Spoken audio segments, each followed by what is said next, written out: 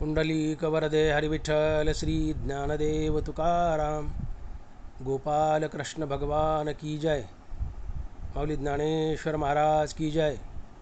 जगद्गुरु तुकाराम महाराज की जय। बरे झाले देवा निघाले दिवाळे, बरे झाले देवा निघाले दिवाळे, बरी या दुष्काळे पीडा केली। अनुतापे तुझे राहिले चिंतन, झाला हा वमन संसार। बरे झाले देवा बैल कर्कशा, बरी हे दुर्दशा जनामध्ये। बरे झाले जगी पावलो अपमान, बरे गेले धन ढोरे गुरे। बरे झाले नाही धरिली लोकलाज, बरा आलो तुझ शरण देवा। बरे झाले तुझे केले देवाईल, लेकरे बाईल उपेक्षिली। तुका म्हणे बरे व्रत एकादशी, तुका म्हणे बरे व्रत एकादशी, केले उपवासी जागरण। अनुतापे तुझे राहिले चिंतन, झाला हा वमन संसार।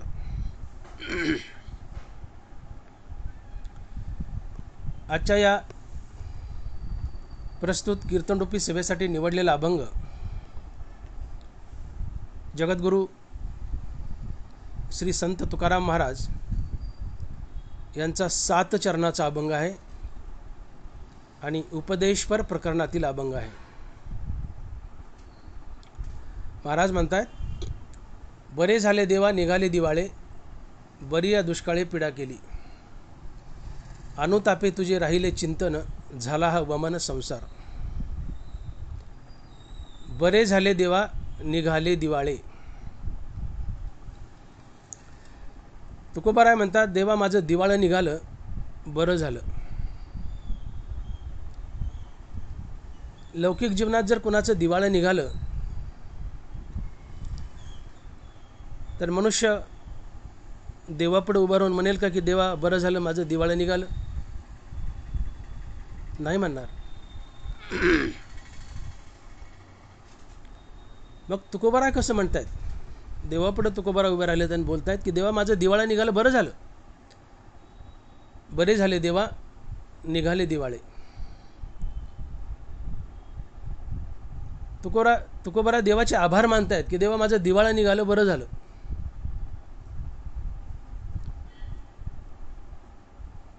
हे तुकोबारायचं बोलणं संयुक्तिक वाटतंय का?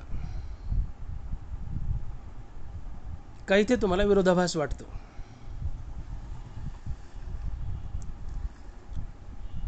अविवेक दृष्टीने जर पाहिलं तर थोडासा विरोधाभास वाटणं शक्य आहे, परंतु विवेक दृष्टीने जर पाहिलं तर तुकोबारायांचं बोलणं 100% संयुक्तिक आहे, खरं आहे।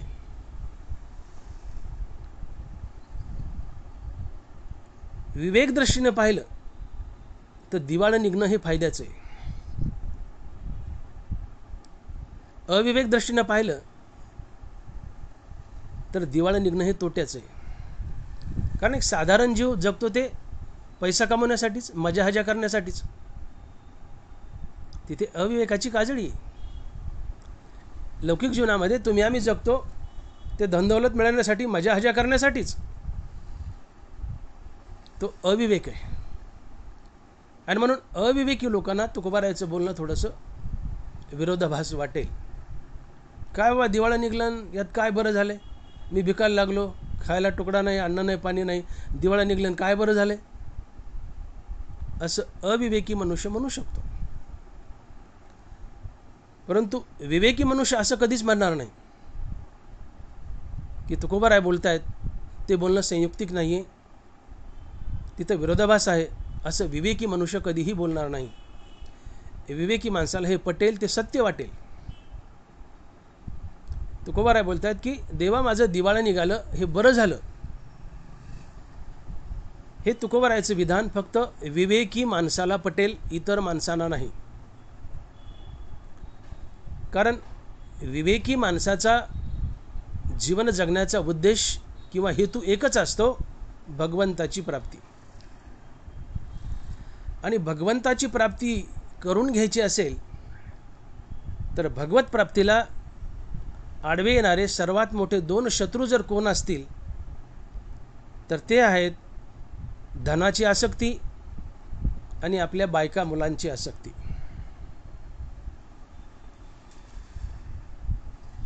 तुमचं धन आणि तुमची बायका मुलंच तुम्हाला भगवत प्राप्तीला आडवे येतात.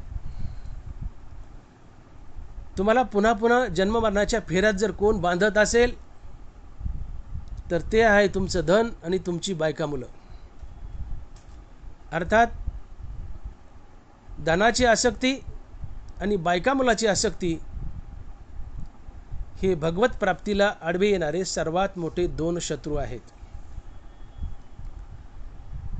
आणि मग ज्या वेळेस धन आमच्या जीवनातून निघून जाईल आणि बायका मुलांबद्दल आम्ही उदास होऊन त्यांच्यापासून दूर जाऊ, तेव्हा भगवत प्राप्तीला आडवा येणारा काटा जो होता तो निघलाय. आता भगवत प्राप्तीला आडवा यायला कोणी राहिलंच नाही. आडवं कोण येत होतं? धनाची आसक्ती, बायका मुलाची आसक्ती. पण हे धन गेलं आणि बायका मुलाची आसक्ती टाकली. आता भगवत प्राप्तीला आडवं यायला राहिलं कोण? कोणीच नाही. आणि म्हणून तुकोबाराय खुश होतात की देवा, या धनाला मी आजपर्यंत चिटकून होतो, हे धन गेलं, माझं दिवाळं निघलं, देवा बरं झालं. आता तुझ्या प्राप्तीचा मार्ग मोकळा झाला. आणि म्हणून तुकोबाराय आनंदानं उभं राहतात देवाच्या दारात. स्वतःचं दिवाळं निघलंय, दिवाळही स्वतःच काढले, स्वतःचं दिवाळं निघलंय, तुकोबाराय देवाच्या दारात उभे राहिलेत आणि देवाचा उपकार मानतायत आणि म्हणतायत की देवा, माझं दिवाळं काढलंस किंवा माझ्याकडून निघालं, काही असो, पण देवा माझं दिवाळं निघालं हे फार बरं झालं. कारण या धनाला मी आजपर्यंत चिटकून होतो आणि धन तुझ्या प्राप्तीला आडवं येत होतं. आणि म्हणून तुकोबाराय बोलतात की बरे झाले देवा, निघाले दिवाळे. विवेक दृष्टीने पाहिलं तर तुकोबारायचे विधान पटेल, अविवेक दृष्टीने पाहिलं तर पटणार नाही. आणि म्हणून आपल्या लौकिक जीवनात आपले सर्वात मोठे शत्रू जर कोण असतील तर ते आहेत आपलं धन आणि आपली बायका मुलं, जग नाही. कारण आपल्या धनाची आसक्ती आणि आपल्या बायका मुलाची आसक्ती प्रामुख्याने या 2 गोष्टीच आम्हाला पुन्हा पुन्हा जन्म बांधण्याच्या फेऱ्यात बांधतात आणि आम्ही 84 लक्ष योनीमध्ये पुन्हा पुन्हा अडकतो, आमचा देव दुरावतो. आणि मग ज्यांच्यामुळे आमचा देव दुरावतो ते आमचे शत्रू का मित्र? अहो शत्रूच की. बायका मुलाची आसक्ती, धनाची आसक्ती या 2 गोष्टीमुळे आमचा देव दुरावत असेल, आमचा मोक्ष दुरावत असेल तर बायका मुलं आणि धन हे आमचे शत्रूच. मग हा धनरूपी शत्रू जीवनातून निघून गेला, देवाच्या भेटीचा मार्ग मोकळा झाला. आणि म्हणून तुकोबाराय देवाचे आभार मानतायत आणि म्हणतात की बरे झाले देवा, निघाले दिवाळे. तुम्ही बघा,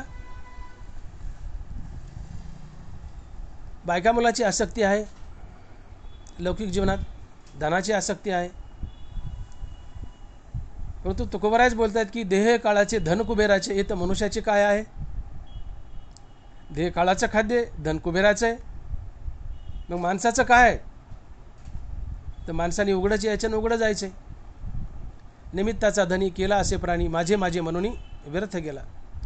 मनुष्य आपल्या धनाचा, आपल्या संपत्तीचा निमित्ताचा धनी असतो. मनुष्य आपल्या संपत्तीचा वॉचमन असतो.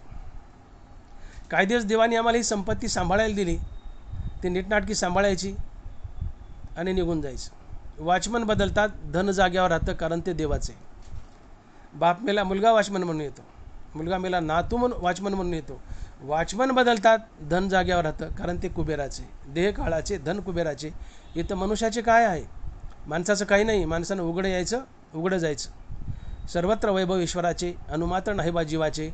उघडेची यावे, उघडेची जावे.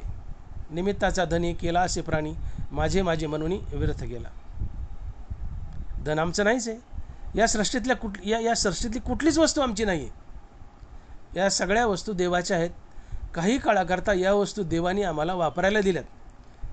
आम्ही जिवंत आहोत तोपर्यंत या वस्तू वापरायच्या, मेल्यानंतर जाताना त्या जागच्या जागी ठेवायच्या, निघून जायच्या, कारण त्या देवाच्या आहेत, आमच्या नाही.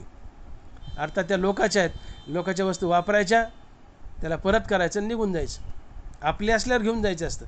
मग या वस्तू आपल्या नाही, देवाच्या आहेत, म्हणजे लोकाच्या आहेत. जाताना देवाला द्यायच्या आणि निघून जायच्या. आपलं काही नाही. आपलं काय फक्त उघडं यायचं आणि उघडं जायचं, एवढंच आपलं आहे. उघडेची यावे, उघडेची जावे. म्हणून धनाचा काटा निघाला देवा, बरं झालं. हे धन भगवत प्राप्तीला आडवं येते. म्हणून धनाची आसक्ती हा माणसाचा सर्वात मोठा शत्रू आहे, कारण तो भगवत प्राप्तीला आडवा येतो. दुसरी आसक्ती आहे बायका मुलांची. आज तुम्हाला जे वाटतं, माझी मुलं, माझी मुलं, माझी मुलं, माझी बायको, ही आमची नसतातच. नाथ महाराज स्पष्ट बोलले, पुत्रबंधू कांता संपत्तीचे, अंतकाळी कोणी नाही सोडविता, पुत्रबंधू कांता संपत्तीचे. मुलं बाळं बायका पोरं हे संपत्तीचे आहेत, आपले नाही आहेत. हो, तुम्ही कॅशियर आहेत, तुम्ही बायका मुलांना कॅश पुरवता, तोपर्यंत ते तुमच्या भोवताली गोंडा घोळतात. तुम्ही कॅश पुरवू नका, बायकोच्या गरजा पुरवू नका, तिचे लाड करू नका. बायको शिवाय देती, ती म्हणती उगाच लग्न केलं या बदग्यासोबत, काय याच्यापाशी. बहीण आली, तिला बोळवण नाही केली, ती कडाकडा बोटं मोडत जाते आणि वाटेत जाताना म्हणते माझ्या एकीच सगळं जळालंय. कुणी आहे का आपलं? जबाबरी चाले धंदा तव बहीण म्हणे दादा. तो को बरा आहे. दादाचा धंदा चांगला चालतो, दादा पैसा देतो, बोळून आळून करतो, बाच्याला कपडे करतो, शिकवतो, तोपर्यंत मामा आपला किंवा दादा आपला. जबाबरी चाले धंदा तव बहीण म्हणे दादा. नाही तर दादाच्या टिंबटिंब, दादाच्या टिंबटिंब. कुणी नाही आपलं. मुलाबाळांना, बायका पोरांना त्यांचे लळे पुरवले, पैसा पुरवला, त्यांना मजाहजा करू दिली, तर तुम्ही त्यांचे अदरवाईज तुम्ही त्यांचे कुणी नाही. पुत्रबंधू कांता संपत्तीचे, ते तुमच्या नाहीत, ते संपत्तीचे आहेत. संपत्ती द्यायची बंद करा, पैसा द्यायचा बंद करा, ते तुमच्या नावानं बोटं मोडतात. आणि तसाही विचार करा, मला सांगा, आपलं जे मुलाबाळाशी नातं आहे ते फक्त एवढ्या जन्माकरता. मला सांगा, समाजात कुणीतरी एखादा म्हातारा मरतो, मग कुठल्याही योनीमध्ये असो, जनावराच्या, झाडाच्या, झुडपाच्या किंवा मनुष्याचं उदाहरण घ्या. समाजामध्ये एखादा म्हातारा मनुष्य मरतो आणि त्याचा आत्मा आपल्या बापाच्या पोटी जन्माला येतो आणि ते बाळापण असतो. काही दिवसांनी आपला बाप मरतो, तो कुणाच्या तरी घरात बाळ रूपान जन्माला येतो. मग आपला बाप कुणाच्या घरी गेला पुढच्या जन्मात आपल्याला माहीत नाही. हां, कोणाचे हे घर, हा देह कोणाचा, आत्माराम त्याचा तोची जाणे. आपला बाप मेल्यानंतर कुणाच्या घरात गेला बाळ म्हणून आपल्याला माहीत नाही. मागच्या जन्मात आपण आपल्या बापाच्या पोटी आलोत, कुणाच्या घरातून आलोत आपल्याला माहीत नाही. मग आपला आणि आपल्या बापाचा मागच्या जन्मातही संबंध नाही, पुढच्या जन्मातही संबंध नाही. आहे संबंध तो एवढ्या जन्माकरता, आणि तोही दाटूमोठी आहे. नाथ महाराज म्हणतात पुत्रबंधू कांता संपत्तीचे, तोही दाटूमोठी, तो तरी खरा कुठे आहे. आणि म्हणून आपले कुटुंबीय मागच्या जन्मात आपले कुणी नसतात, पुढच्या जन्मात आपले कुणी नसतात, असतात ते फक्त एवढ्याच जन्माकरता, आणि ते दाटूमोठी असतात. कारण पुत्रबंधू कांता संपत्तीचे, नाथ महाराज. आणि म्हणून तुकोबाराय बोलत आहेत की शेतामध्ये ज्वारीच्या कणसावर दाणे खाण्यासाठी चिमण्या येऊन एकत्र बसतात. महाराज म्हणाले की देहसंबंधीची नाती भोरड्या उडविती शेताती. तुकोबाराय, देहसंबंधीची नाती भोरड्या उडविती शेताती. भोरड्या म्हणजे चिमण्या. शेतामध्ये ज्वारीच्या दिवसात जेव्हा ज्वारीच्या कणसाला दाणे भरतात, तेव्हा चिमण्या दाणे टिपण्यासाठी त्या कणसावर येऊन बसतात. एका कणसावर 4-4, 5-5 बसतात. पण शेतमालकाने दगड मारला की 4 दिशेला 4 उडून जातात. पुन्हा त्यांचा एकमेकाशी संबंध कधी येतोही, कधी येत बी नाही. तसं आपली फॅमिली ही एक गॅदरिंग आहे. त्या चिमण्या 4 दिशेला 4 उडून गेल्या, तसं आपल्या फॅमिलीतली एक एक मेंबर हळूहळू मेल्यानंतर 4 दिशेला 4 जातात. त्यांचा आमचाही पुन्हा भविष्यात कधी संबंध येतो किंवा येतही नाही. कोण कोणाच्या घरात जन्माला जातं काही पत्ता लागत नाही. कोणाचे हे घर, हा देह कोणाचा, आत्माराम त्याचा तोची जाणे. ज्ञानोबा आहे. आणि म्हणून तुकोबाराय म्हणतात की शरीर संबंधीची नाती भोरड्या उडविती शेताती. आपल्या कुटुंबियाचा आणि आपला मागच्या जन्मातही संबंध नाही, पुढच्या जन्मातही संबंध नाही, आहे संबंध तो एवढ्या जन्माकरता, आणि तोही दाटूमुठी आहे. का तर पुत्रबंधू कांता संपत्तीचे. मग जे मागे आपले नाहीत, पुढे आपले नाहीत, आता आहेत आपले या जन्मात, ते दाटूमुठी आहेत, त्यांच्यासाठी आपला देव का दुरवायचा, आपला मोक्ष का दवडायचा. आणि म्हणून मुलाबाळाची आसक्ती आणि धनाची आसक्ती या दोन गोष्टी आम्हाला प्रामुख्याने भगवत प्राप्तीला आडव्या येतात. आणि म्हणून हे धन आणि मुलंबाळं हेच आमचे खरे वैरी आहेत, जग नाही. आणि मग तुकोबाराच्या जीवनातून एक वैरी तरी गेला ना, बाकीचे गेलेत बोलू आपण पुढं, पण एक तरी वैरी गेला ना तुकोबाराच्या जीवनातला. धन गेलं, बरे झाले देवा, निघाले दिवाळे. कारण मुलाबाळाची आसक्ती, धनाची आसक्ती ही एक प्रकारची वासना आहे. आणि मरताना जशी वासना असेल तसा पुढचा जन्म घ्यावा लागतो. आणि मरणी जाय जे आठवे तो तेची गती ते पावे, म्हणून सदा स्मरावे माते चित्वा. तुम्ही आयुष्यभर ज्या वस्तूवर सर्वात जास्त प्रेम केले, मरताना तीच वस्तू चित्तात येऊन उभी राहते आणि पुढच्या जन्मी तुम्ही तीच वस्तू बनता. आणि मग तुम्ही धनावर आणि बायका मुलावर प्रेम केलं, म्हणजे धनाची आसक्ती, बायका मुलाची आसक्ती, म्हणजे मरताना धन किंवा बायका मुलं, मुलगा मुलगी किंवा बायको कुणीतरी एक चित्तात येऊन उभं राहील. आणि पुढच्या जन्मी तुम्ही मुलगा व्हाल म्हणजे पुरुष व्हाल, मुलगी चित्तात आली तर बाई व्हाल, बायको चित्तात आली तर बाईच व्हाल, धन चित्तात आलं तर पैसा व्हाल, कागद व्हाल, खनिज व्हाल. धनावर प्रेम केलं, बायका मुलावर प्रेम केलं तर मरताना तुम्ही मुलगा व्हाल, मुलगी व्हाल, स्त्री पुरुष कुणीतरी व्हाल पुढच्या जन्मात. किंवा धनावर केलं तर तुम्ही खनिज व्हाल, धातू व्हाल किंवा कागद व्हाल, कारण पैसा कागद आहे. मग ही धनाची आसक्ती, धनाची वासना, मुलाबाळाची वासना मरताना शिल्लक असेल तर ती तुम्हाला पुन्हा जन्ममरणाच्या फेऱ्यात बांधतेच. आणि म्हणून वासनेतून सुटका हाच मोक्ष असतो. आम्ही मोक्ष मोक्ष जे म्हणतो ते मोक्ष म्हणजे दुसरं तिसरं काही नसून वासनेतून सुटका हाच मोक्ष. मुलाबाळांची वासना, बायका मुलांची वासना आणि धनाची वासना हे तुम्हाला संसारात बांधतात. मरताना वासना शिल्लक असेल तर वासनेनुसार पुढचा जन्म धरावा लागतो. मग मरताना वासना शिल्लक नसेल तर वासनेतून सुटका हाच मोक्ष असतो. वासना असेल मरताना तर पुढचा जन्म आहे, जशी वासना तसा जन्म. जन्म घेणे लागे वासनेच्या संगे, तिची झाली अंगे हरिरूप, नाथ महाराज. मरताना वासना असेल तर पुढचा जन्म आहे. मग बायका मुलाची आसक्ती आहे, वासना आहे, पुढचा जन्म धरावा लागेल, देव दोरावला. धनाची आसक्ती वासना आहे, जन्म धरावा लागेल, देव दोरावला. आणि मरताना धनाची वासना नसेल, बायका मुलाची वासना नसेल तर पुढचा जन्मच नाही, तुम्ही मुक्त होता. कारण वासनेतून सुटका हाच मोक्ष आहे. वासनाच नाही तर पुन्हा जन्मच नाही, वासनेतून सुटका हाच मोक्ष आहे. आणि मग तुकोबारायचं धन गेलं म्हणजे धनाची आसक्ती गेली, धनाची वासना गेली. ही धनाची वासना, धनाची आसक्ती देवाच्या प्राप्तीला आडवी येते. धनाची आसक्ती आणि वासना हीच देवाच्या प्राप्तीला आडवी येत होती. आता धन गेलं म्हणजे देवाच्या प्राप्तीला आडवा येणारा एक दुश्मन गेला. हा काटा निघाला धनाचा. म्हणजे तुकोबारायची देवाच्या भेटीला आता वाट मोकळी झाली. आणि म्हणून तुकोबाराय म्हणतात की ज्या धनाला मी आजपर्यंत चिटकून होतो ते धन माझ्या जीवनातून निघून गेलं, माझं दिवाळं निघलं. देवा बरं झालं, बरे झाले देवा निघाले दिवाळे, बरी या दुष्काळी पीडा केली. हे धन गेलं देवा बरं झालं. तुकोबाराकडे किती धन होतं माहिती आहे?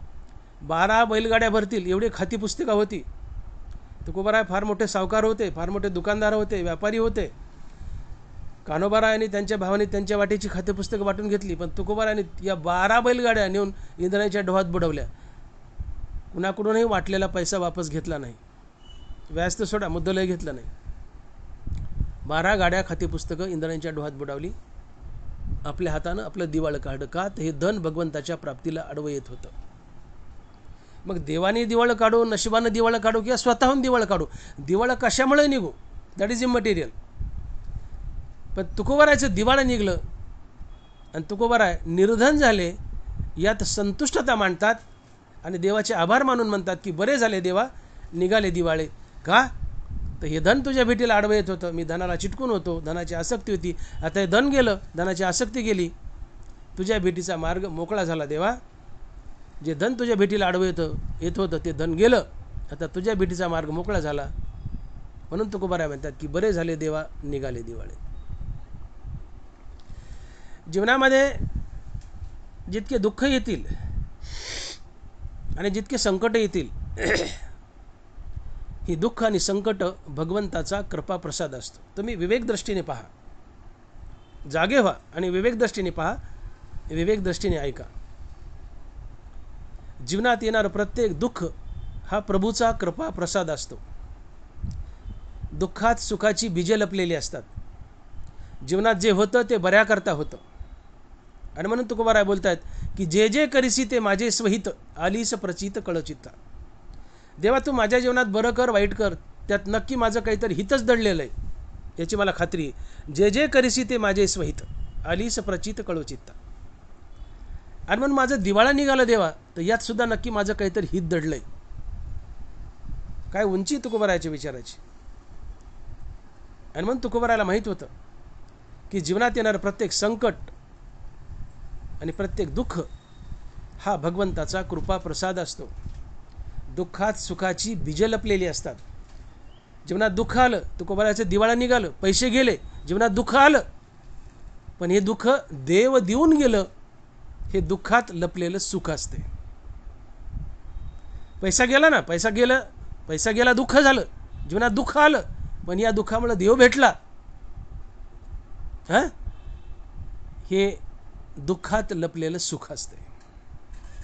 दुःखात सुखाची बीजं लपलेली असतात. दुःख आणि संकट भगवंताचा कृपा प्रसाद असतो.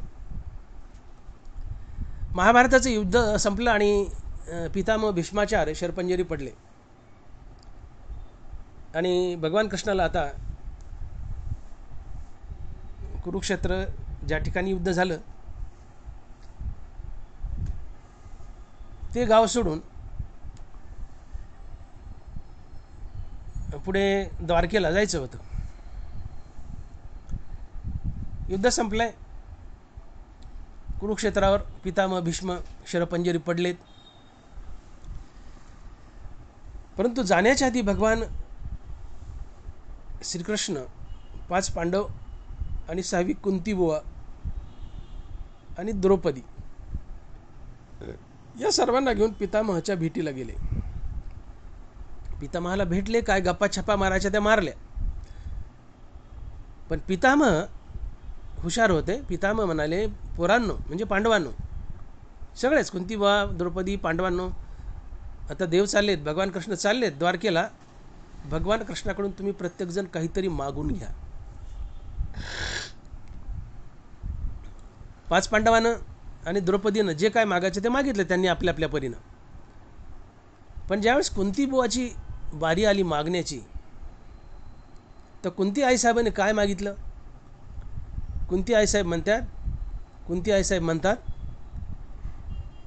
हे कन्हैया, हे कृष्णा, कृष्ण कुंती बुवाचा भाचा होता, हे कृष्णा, तुला जर मला काही द्यायचंच असेल तर एकच दे, आणि ते म्हणजे माझ्या नशिबी माझ्या जीवनात जमतील तेवढे दुःख आणि संकट पाठव. कृष्णाने तोंडातच बोट घातलं. म्हणले, कुंती बुवा तू हे काय मागते? म्हणले, हो देवा, तुला द्यायचंच असेल तर माझ्या जीवनात तुला देता येतील तेवढे दुःख आणि संकट दे. कृष्ण म्हणतात, का बुवा तू असे का मागतीये? म्हणले, हे बघ कृष्णा, जेवढे दुःख जीवनात येतील, संकट जीवनात येतील, संकट समय मनुष्य देवाचा धावा करतो, देवाच्या नामस्मरणात बुडतो, आणि या अखंड नामस्मरणानं एक ना एक दिवस देव भेटतोच. म्हणून मला दुःख दे, संकट दे, मी तुझ्या नामचिंतनात बुडेल, तुझा धावा करेल, आणि तू मला भेटशील, तू मला प्राप्त होशील, अर्थात मी मुक्त होईल. हे दुःखात लपलेलं सुख आहे, हे आपलं हित आहे, हे आपलं हित आहे. जीवनात कुंतीबाईंनी दुःख मागितली, तिच्या जीवनात देवाने तथास्तु म्हटलं, तिच्या जीवनात दुःखही आली. कुंतीच्या जीवनात दुःख आली, पण या दुःखामुळे तिला कृष्ण प्राप्त झाला, तिला मुक्ती प्राप्त झाली. हे या कुंतीच्या दुःखात लपलेलं सुख होतं. आणि म्हणून दुःखात सुखाची बीजं लपलेली असतात. दुःख आणि संकट हा भगवंताचा कृपा प्रसाद असतो. येणारं प्रत्येक दुःख आणि संकट आपलं काहीतरी हित घेऊन आलेलं असते. ते हित आम्हाला शोधायचं असते. आलेल्या दुःखाने आणि संकटाने खचून जायचं नसतंय. आम्ही दुःखानं संकटानं खचतो, देवाला कोसतो, शिव्या देतो, या देवाने माझं काय बरं केलं म्हणतो. शहाणा मनुष्य देवाला कोसत नाही. आलेल्या दुःखाचं संकटाचं हसून स्वागत करतो आणि त्या दुःखात आपलं काहीतरी हित लपलंय ते हित शोधतो आणि आपला फायदा करून घेतो. तो शहाणा असतो, तो विवेकी असतो.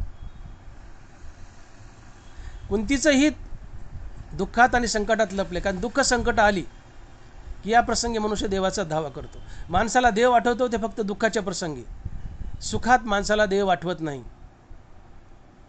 ज्याला फक्त दुःखातच देव आठवतो तो साधारण जीव असतो, आणि ज्याला दुःखात आणि सुखात दोन्ही वेळ देव आठवतो तो संत असतो, किंवा त्याची संत पदाकडे वाटचाल चालू असते. माझं वाक्य पुन्हा ऐका. ज्याला फक्त दुःखातच देव आठवतो तो साधारण जीव असतो, आणि ज्याला दुःखात आणि सुखात दोन्ही वेळेस देव आठवतो तो संत असतो, किंवा त्या व्यक्तीची संत पदाकडे वाटचाल चालू असते. आणि म्हणून तुकोबाराय बोलले की विठ्ठल सुखा विठ्ठल दुखा तुकया मुखा विठ्ठल. तुकोबारायच्या मुखामध्ये सारखा विठ्ठल आहे, सुखात बिन दुःखात बी. तुकोबाराय संत आहेत. तुमच्या आमच्या मुखात फक्त दुःखातच विठ्ठल आहे. दुःखातच आम्हाला विठ्ठल आठवतो, एरवी नाही आहे. आम्ही साधारण जीव आहेत. दुःखात कुणी देवाचा धावा करेल, पण जो सुखातही देवाचा धावा करतो तो संत असतो, किंवा संत पदाकडे त्याची वाटचाल चालू असते.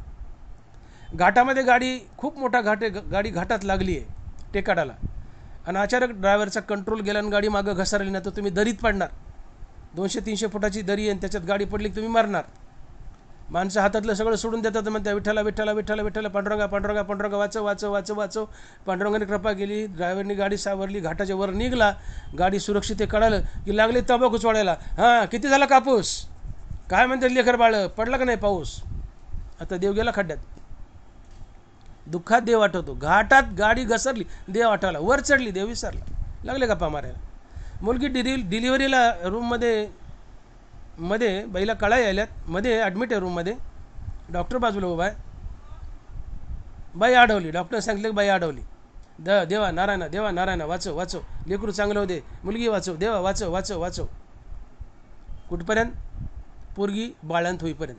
देवाचा धावा, दारात उभा राहून. डॉक्टर आला, म्हणले हो डिलिव्हरी चांगली झाली, बाळ चांगले, आई चांगली आहे. फिनिश, विसरला देव, संपला देव. साप चावलाय, माणूस आणून ॲडमिट केलाय. पांडुरंगा नारायणा, वाचव वाचव वाचव वाचव, देव वाचव. विष उतरेपर्यंत नारायणाचा धावा.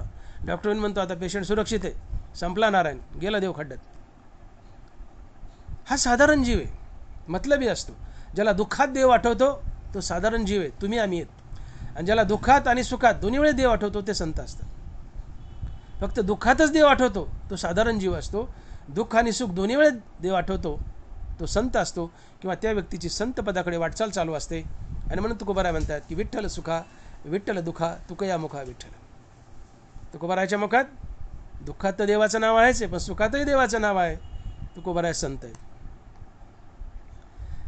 एक विलता एक लेकरू आहे, आणि खूप दिवसांनी झालं आगा वैशेची शेवटी एकच वे वांजोटी. मग ते मोहाचे त्रिपुटी नाचू लागे. ज्ञानोबाराय वयाच्या 40व्या वर्षी एखाद्या बाईला लेकरू झालं आणि ते बळच झालं, आणि त्याला ICU मध्ये ॲडमिट केलं, आणि डॉक्टरनी सांगितलं की मरणार आहे, आता याच्यावर विलाजच नाही, मरणारच. असा कडू बाप असतो की कधी देवाचं दार पाहत नाही, देवळात नाही, मंदिरात नाही, देवाचं नाव नाही, कथेत नाही, कीर्तनात नाही, प्रवचनात कुठं जात नाही. हरामखोर कडू बाप आहे, पण एकच गाबड आहे. आणि मरताना म्हातारपणी शेवटी झाले. तो 50 आणि बायको 40 आणि एक लेकरू झाले वैशीचे शेवटी. आणि डॉक्टर सांगतो ICU मध्ये ॲडमिट आहे, आणि डॉक्टर म्हणतो मरणार, याचा भरोसा नाही. कधी देवाचं नाव न घेणारा मनुष्य, देवाला शिव्या घालणारा मनुष्य, आता त्याला देव आठवतो. देवा चुकलं रे बाबा, आतापर्यंत माफ कर, एकटंच लेकरू रे, देवा वाचव तेवढं माझं, देवा वाचव रे तेवढं माझं. डोळ्यात पाणी आणून जमिनीवर लोळतो, देवाचा धावा करतो. कुठपर्यंत? लेकरू नीट होईपर्यंत. लेकरू नीट होऊन बाहेर आलं की देवाला विसरतो. हा साधारण जीव आहे, तुम्ही आम्ही आहेत. अतिशय चालू स्वभावाचे आहेत आम्ही. दुःखात देव आठवतो, सुखात आठवत नाही. आणि म्हणून कुंतीबुवा म्हणते की ठीक आहे देवा, सुखात दुःखात दोन वेळ देव आठवावा, पण दुःखात जास्त देव आठवतो देवा.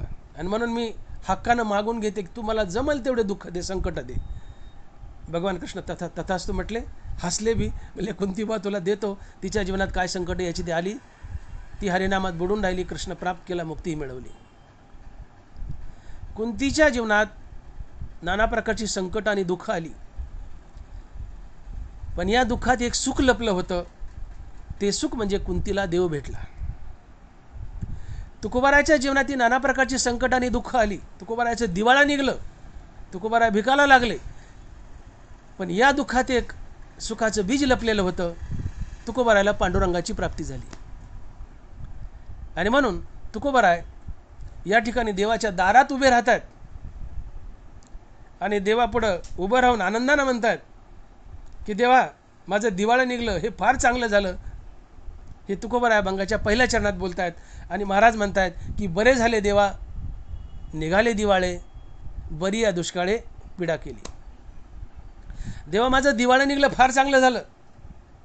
वर दुष्काळ पडला, त्यांनी पीडा केली, अजून सोने पे सुहागा. चांगलं झालं देवा, माझं दिवाळं निघलं, आनंद वाटला. का? दिवाळं निघलं, माझं धन गेलं, मला धनाची आसक्ती होती, या धनाला मी चिटकून होतो मोंगळ्यासारखा. जसा मोंगळा गुळाला चिटकतो तसा या धनाला मी चिटकून होतो. आता माझी धनाची आसक्ती गेली, धनच गेलं, धनाची आसक्ती गेली. जे धन तुझ्या प्राप्तीला आडवं येत होतं, आता त्याचा काटा निघला. आता तुझ्या भेटीचा मार्ग मोकळा झाला. आता देवा, तू मला नक्की भेटशील. या आनंदानं तुकोबारा देवाच्या दारात उभा राहून देवाची वाहवा करतात. कुणी वाहवा करील का दिवाळं निघलं? देवाला शिवाय देतो आम्ही दिवाळं निघलो, पण तुकोबारा देवाची वाहवा करतायत की देवा, बरं झालं रे बाबा. आपल्याला मुलगा झाला, आपण म्हणतो बरं झालं रे देवा. एखाद्या संकटातून वाचला, आपण म्हणतो बरं झालं रे देवा. एखादी आपत्ती आली, आपण म्हणतो बरं झालं रे देवा, वाचलोत. आपत्ती आल्यावर नाही, आपत्ती आली निघून गेली, आपण वाचलोत, बरं झालं रे देवा. हे आम्ही असेत. आपत्ती आली, त्यातून वाचलं, मग आम्ही म्हणतो बरं झालं.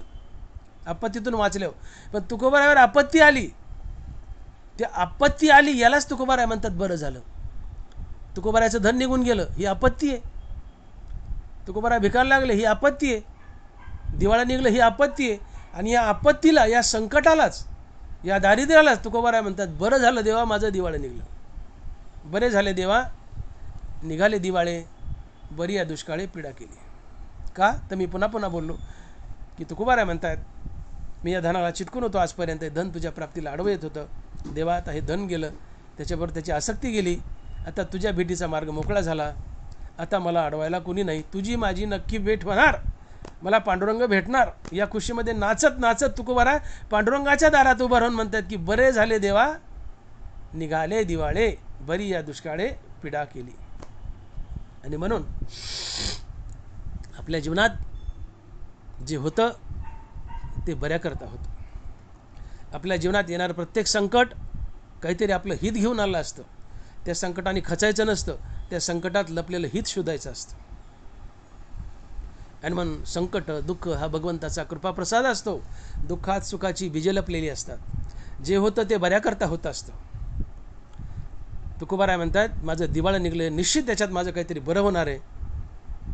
हा तुकोबारायचा विवेकी दृष्टिकोन आहे. जे जे करीशी ते माझे स्वहित, आलीस प्रचित कळो चित्ता. देवा, माझं दिवाळं निघलंय ना, त्याच्यात नक्की माझं काहीतरी स्वहित लपलंय. आणि दुसरं काय स्वहित हो?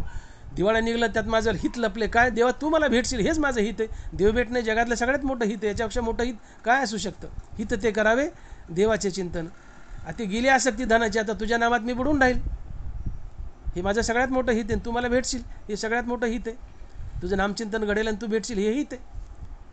तुकोबारायांनी या दिवाळ्यातही आपलं हित पाहिलं. का? तर मला देव भेटेल, देव भेटणं हे हित आहे. आणि म्हणून जे होतं ते बऱ्या करता होतं. तुकोबाराय म्हणतात, धन गेलं, बरं झालं, याच्यात मी माझं काहीतरी बरं लपलंय. ही विवेक दृष्टी आहे. होतं ते बऱ्या करता होतं. तुम्हाला एक दृष्टांत सांगतो म्हणजे लक्षात येईल. एकदा बादशाह अकबर आणि बिरबल,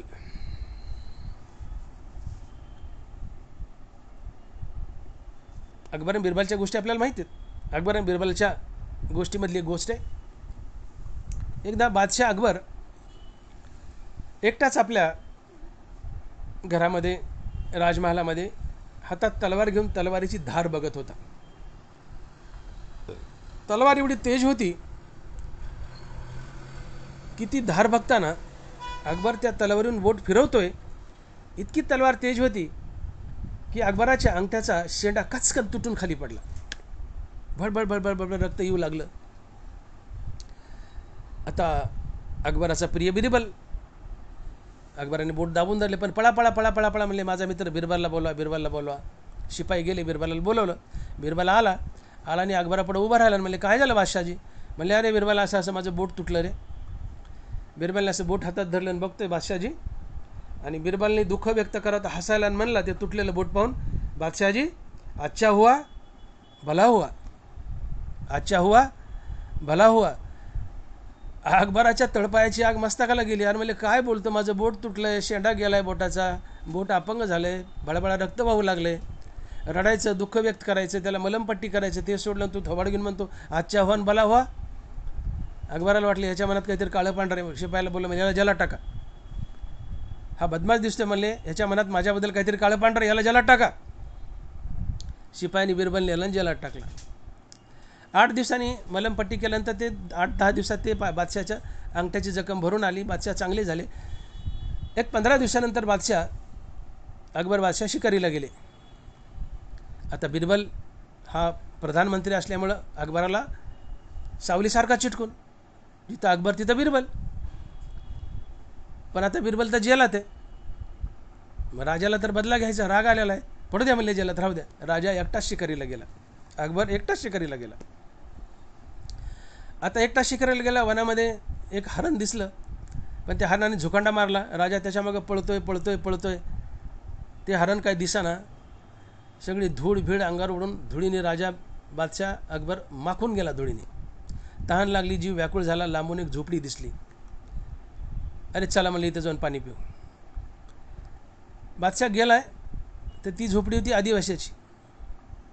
आता एक माणूस चालून येतोय म्हणजे त्या आदिवासीचं फावलं, कारण तिथं चालू होता एक देवीचा यज्ञ, आणि त्या आदिवाशांना देवीला बळी देण्यासाठी एक माणूस हवा होता. ते माणूसच शोधत होते, पण ही आयतीच शिकार चालून आली.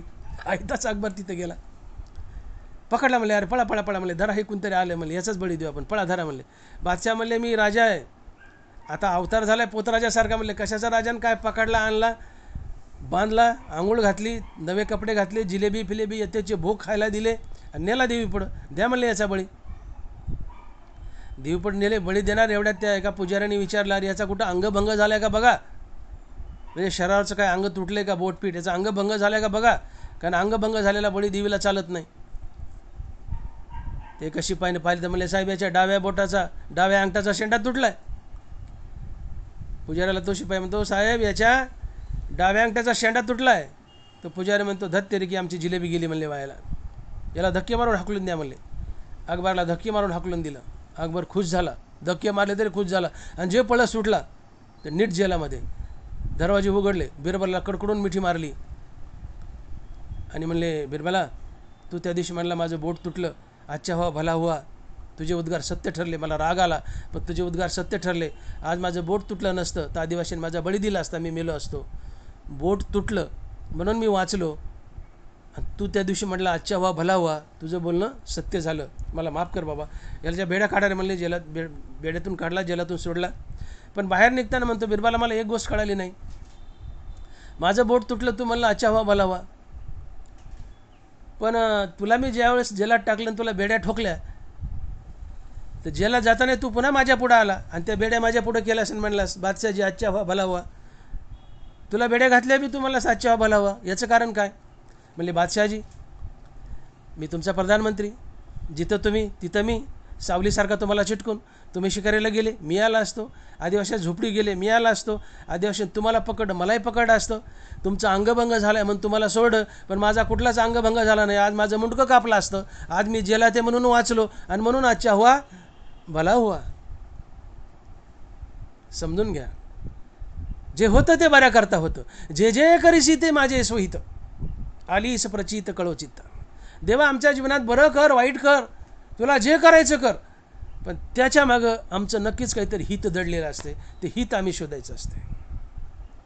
अकबराचं बोट तुटलं म्हणून अकबर वाचला, अच्छा हुआ भला हुआ. बिरबल जेलात आहे म्हणून बिरबल वाचला, अच्छा हुआ भला हुआ. जेलात जाणं चांगलं आहे का? नाही आहे, पण जेलात गेला, दुःख आलं, या दुःखात एक सुख लपलंय, बिरबल वाचला. अकबराचं बोट तुटलंय, दुःख आलंय, या दुःखात एक हित लपलंय, एक सुख लपलंय.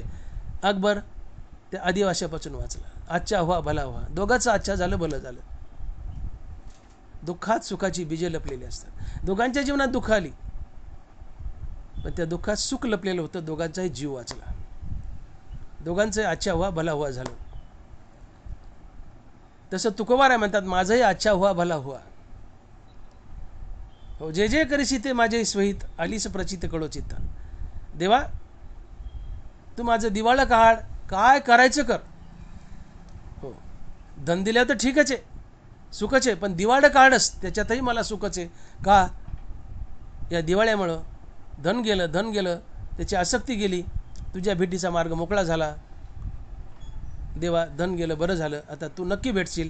बरे झाले देवा, निघाले दिवाळे. जे होतं ते बऱ्या करता होतं, जे होतं ते बऱ्या करता होतं. अकबराचं बोट तुटलं, बऱ्या करता तुटलं. बिरबल जेलात गेला, बऱ्या करता गेला. दोघांचं अच्छा हुआ भला हुआ झालं, दोघंही वाचले. तुकोबारायचं धन गेलं, तुकोबाराला देव भेटला, तुकोबारायचं अच्छा हुआ भला हुआ झालं.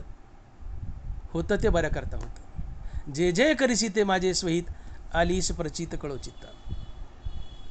आणि म्हणून जीवनात एक दोन दुःख आहेत की जी सगळ्यात मोठी आहेत. परंतु ही दोन दुःख जर जीवनात आली तर तुमच्यावर भगवंताची पूर्ण कृपा झाली हे समजून घ्या. ही दोन जीवनातली सगळ्यात मोठी दुःख म्हणजे माणसाला असाध्य रोग होणं, माणसाला असाध्य रोग होणं आणि माणसाच्या जीवनात पैसा जाऊन गरिबी येणं. या दोन गोष्टी जीवनात येणं म्हणजे भगवंताची तुमच्यावर पूर्ण कृपा झाली हे लक्षात ठेवा. आता या गोष्टी पटण्यासारख्या नाही आहेत. विवेक दृष्टीने पाहिलं तर निश्चितच पटतील, कारण विवेकी माणसाचा उद्देशच आहे भगवंताची प्राप्ती. अविवेकी माणसाला पटणार नाही. अविवेकी माणूस म्हणेल हा कीर्तनकार प्रवचनकार वेडा आहे, असाध्य रोग झाला आणि देवाची कृपा झाली, धन गेलं भिकारपण आलं आणि देवाची कृपा झाली. साधारण जीवाला पटायचं नाही, पण विवेक दृष्टीने नक्की पटेल. का? तर विवेकी माणसाला देव हवा आहे. आणि देवाच्या भेटीला आडवं कोण येतं? तर धनाची आसक्ती आणि बायका मुलाची आसक्ती. आणि मग जीवनात धन जाणं हा भगवंताचा कृपा प्रसाद असतो. तुकोबाराने ओळखले माझं धन गेलं, देवाचा माझ्यावर कृपा प्रसाद झालाय. देवाने मुद्दाम धन घालवलं, जे देवाच्या भेटीला आडवं येत होतं ते गेलं, आता देव नक्की भेटणार. आणि म्हणून दोन गोष्टी जीवनात आल्या तर समजून घ्यावं की देवाची तुमच्यावर पूर्ण कृपा झाली. एक, तुम्हाला असाध्य रोग झाला, देवाची तुमच्यावर पूर्ण कृपा झाली.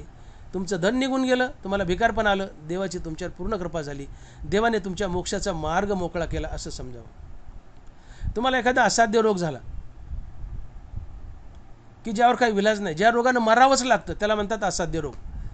ज्याच्यावर कुठंच विलाज नाही असे अनेक रोग आहेत. उदाहरणार्थ कॅन्सर वगैरे वगैरे, एड्स, अनेक रोग आहेत की ते झाल्यावर मरावंच लागतं. असाध्य रोग झाला आणि माणसाला असाध्य रोग झाला की त्याच्या मनाची तयारी होती की आता यातून आपली सुटका नाही आहे. हा रोग कशानंच नीट होत नाही हे त्याला खात्रीने माहीत झालं की त्याच्या मनात घंटी वाजते की आता आपल्याला मरावं लागणार. त्याची मानसिक तयारी होते आणि मी मरणार, महिन्यात मरो की 2 महिन्यात मरो, मी मरणार. माणसाला मरण दिसून आलं की मनुष्य जीवनाबद्दल उदास होतो आणि त्याच्या जीवनात वैराग्य आपोआप चालून येतं. तैसे संसाराया समजतात जाणी जे जे अनित्यता, ते वैराग्य दवडिता पाठी लागे. ज्यावेळेस तुम्हाला तुमच्या जीवनाची अनित्यता कळते, तुमचं मरण दिसतं, आता महिन्या 15 दिवसात तुम्ही मरणार आहेत ही खात्री आहे, ते मरण दिसू लागलं की माणसाच्या जीवनात वैराग्य आपोआप चालून येतं. त्या काठीने जरी वैराग्याला हाणलं तर ते जात नाही, लंडासारखं बळच मागं लागतं आणि या वैराग्यानं देव भेटतो. ते हे विषय वैराग्य जे आत्मलाभाचे भाग्य येणे ब्रह्मानंदा योग्य जीव होती. बरोबर आहे. मरण दिसू लागलं, असाध्य रोग आहे, यातून सुटका नाही, मरावंच लागलं आता महिन्या 2 महिन्यात, ही खात्री झाली की जीवनात वैराग्य चालून येतं आणि वैराग्यानं देव भेटतो. फायदा झाला का तोटा झाला? भले तुम्ही आज मेले पण देवाची प्राप्ती करून मेले, फायदा की तोटा? अहो फायदाच. भले पुढे तुम्ही 50 वर्षांनी मेले पण देवाची प्राप्ती न करता मेले, फायदा की तोटा? अहो तोटाच की. 100 वर्ष जगले पण देवाची प्राप्ती न करता जगले. धनाभरा म्हणले काय पृथ्वीवर पाषाण नसती? काय दगडधोंड कमीत का म्हणले जमिनीवर? आला आणि गेला ठेचा खात. 100 वर्ष जगला पण देवाची प्राप्ती नाही आहे, तू दगडधोंड आहेस म्हणले. काय पृथ्वीवर पाषाण नसती? काही वाया एरझार हरिवेनं त्याची चक्कर झाली. 100 वर्ष जगला पण देवाची प्राप्ती नाही आहे, काही हित झालं नाही. 40 वर्षात जगला, 40 वर्षाला मेला, पण देवाची प्राप्ती करून मेला. हित झालं, देव भेटला, फायदा झाला, हित झालं. असाध्य रोग झाला, वय 40-50चे, मेला, पण देवाची प्राप्ती करून मेला, हित झालं. देव भेटला, हित झालं. देव भेटणं खरं हित आहे, त्याच्यापेक्षा मोठं हित नसतंच. राजा परीक्षिती ज्यावेळेस त्या ऋषीपुत्रांना शाप दिला की जो तक्षक नाग तू माझ्या बापाच्या गळ्यात आणून टाकलाय, तोच तक्षक नाग आजपासून 8 दिवसांनी येईल, तो चावेल आणि तू मरशील. हे ज्यावेळेस त्या ऋषीने दरबारात जाऊन त्या परीक्षिताला सांगितलं, सिंहासनावर बसला होता बाजूला बायको घेऊन, आणि तो ऋषी म्हणाला, राजन, माझ्या मुलाने बालबुद्धी शाप दिलाय, आता वापस घेता येत नाही, परंतु 8च दिवस आहेत तुमच्यापाशी. 8 दिवसांनी तक्षक नागाच्या दंशाने तुम्ही मराल. तुम्हाला काय करता येईल तर करा. या 8 दिवसात काय साधना करायची, काय करायचं करा. तुम्हाला काय हित करता येईल ते तुमचं करून घ्या. 8 दिवसांनी तू मरणार. हा ऋषीचा शब्द ऐकताच बाजूला बसलेली बायको तशीच ढकलली, सरक म्हणला, उठला, आणि जे गंगेकडे तोंड केलं तर राजमहालाकडे पुन्हा वळून नाही पाहिलं. गंगेच्या काठावर गेला परीक्षिती, शुकाचार्याला बोलवलं. शुकाचार्याकडून श्रीमद भागवत 7 दिवस ऐकलं, आणि 7-8 दिवसात परीक्षित राजानं मोक्ष मिळवून घेतला. परीक्षिती मेला, लवकर मेला, शापानं मेला, तक्षक नागाच्या दंशानं मेला, लवकर मेला, पण मोक्ष मिळवून मेला. फायदा झाला की तोटा? तोटा झाला. लवकर मेला पण मोक्ष मिळवून मेला, फायदा झाला. परीक्षिताच्या जीवनात दुःख आलं, पण या दुःखात एक सुखाचं बीज लपलंय. काय? त्याला मोक्ष मिळाला. दुःखात सुखाची बीजे लपलेली असतात, आणि म्हणून आम्हाला शहाणं होणं गरजेचं आहे. असाध्य रोग झाला तर देवाला कुसू नका, देवाला शिव्या देऊ नका, देवाचे उपकार माना. असाध्य रोग झाला, देवाची कृपा झाली, तुम्ही मुक्त झाले. आणि म्हणून मी बोलून गेलो की जीवनात 2 संकट आली की भगवंताची तुमच्यावर पूर्ण कृपा झाली हे समजून घ्यावं. त्यातलं पहिलं संकट आहे आम्हाला एखादा असाध्य रोग होणं. आपण बोललो त्यावर की असाध्य रोग झाला, डोळ्यापुढं मरण दिसतं, डोळ्यापुढं मरण दिसलं, जीवनात वैराग्य येतं, वैराग्यानं देव भेटतो. अकाळी मरण आलं पण देव भेटला. जीवनात दुःख आलं पण त्या दुःखात सुखाचं बीज लपलं होतं. असाध्य रोग झाला पण तो रोग देवाची भेट घालून दिली आणि मग तुम्ही गेले. त्या रोगामुळे तुम्हाला देव भेटला, हा तुमचा फायदा झाला.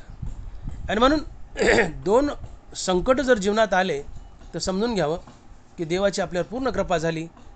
त्यातलं पहिलं संकट आहे असाध्य रोग होणं, आणि दुसरं संकट आहे आमच्या जीवनातून पैसा निघून जाऊन आमच्या जीवनात गरिबी येणं.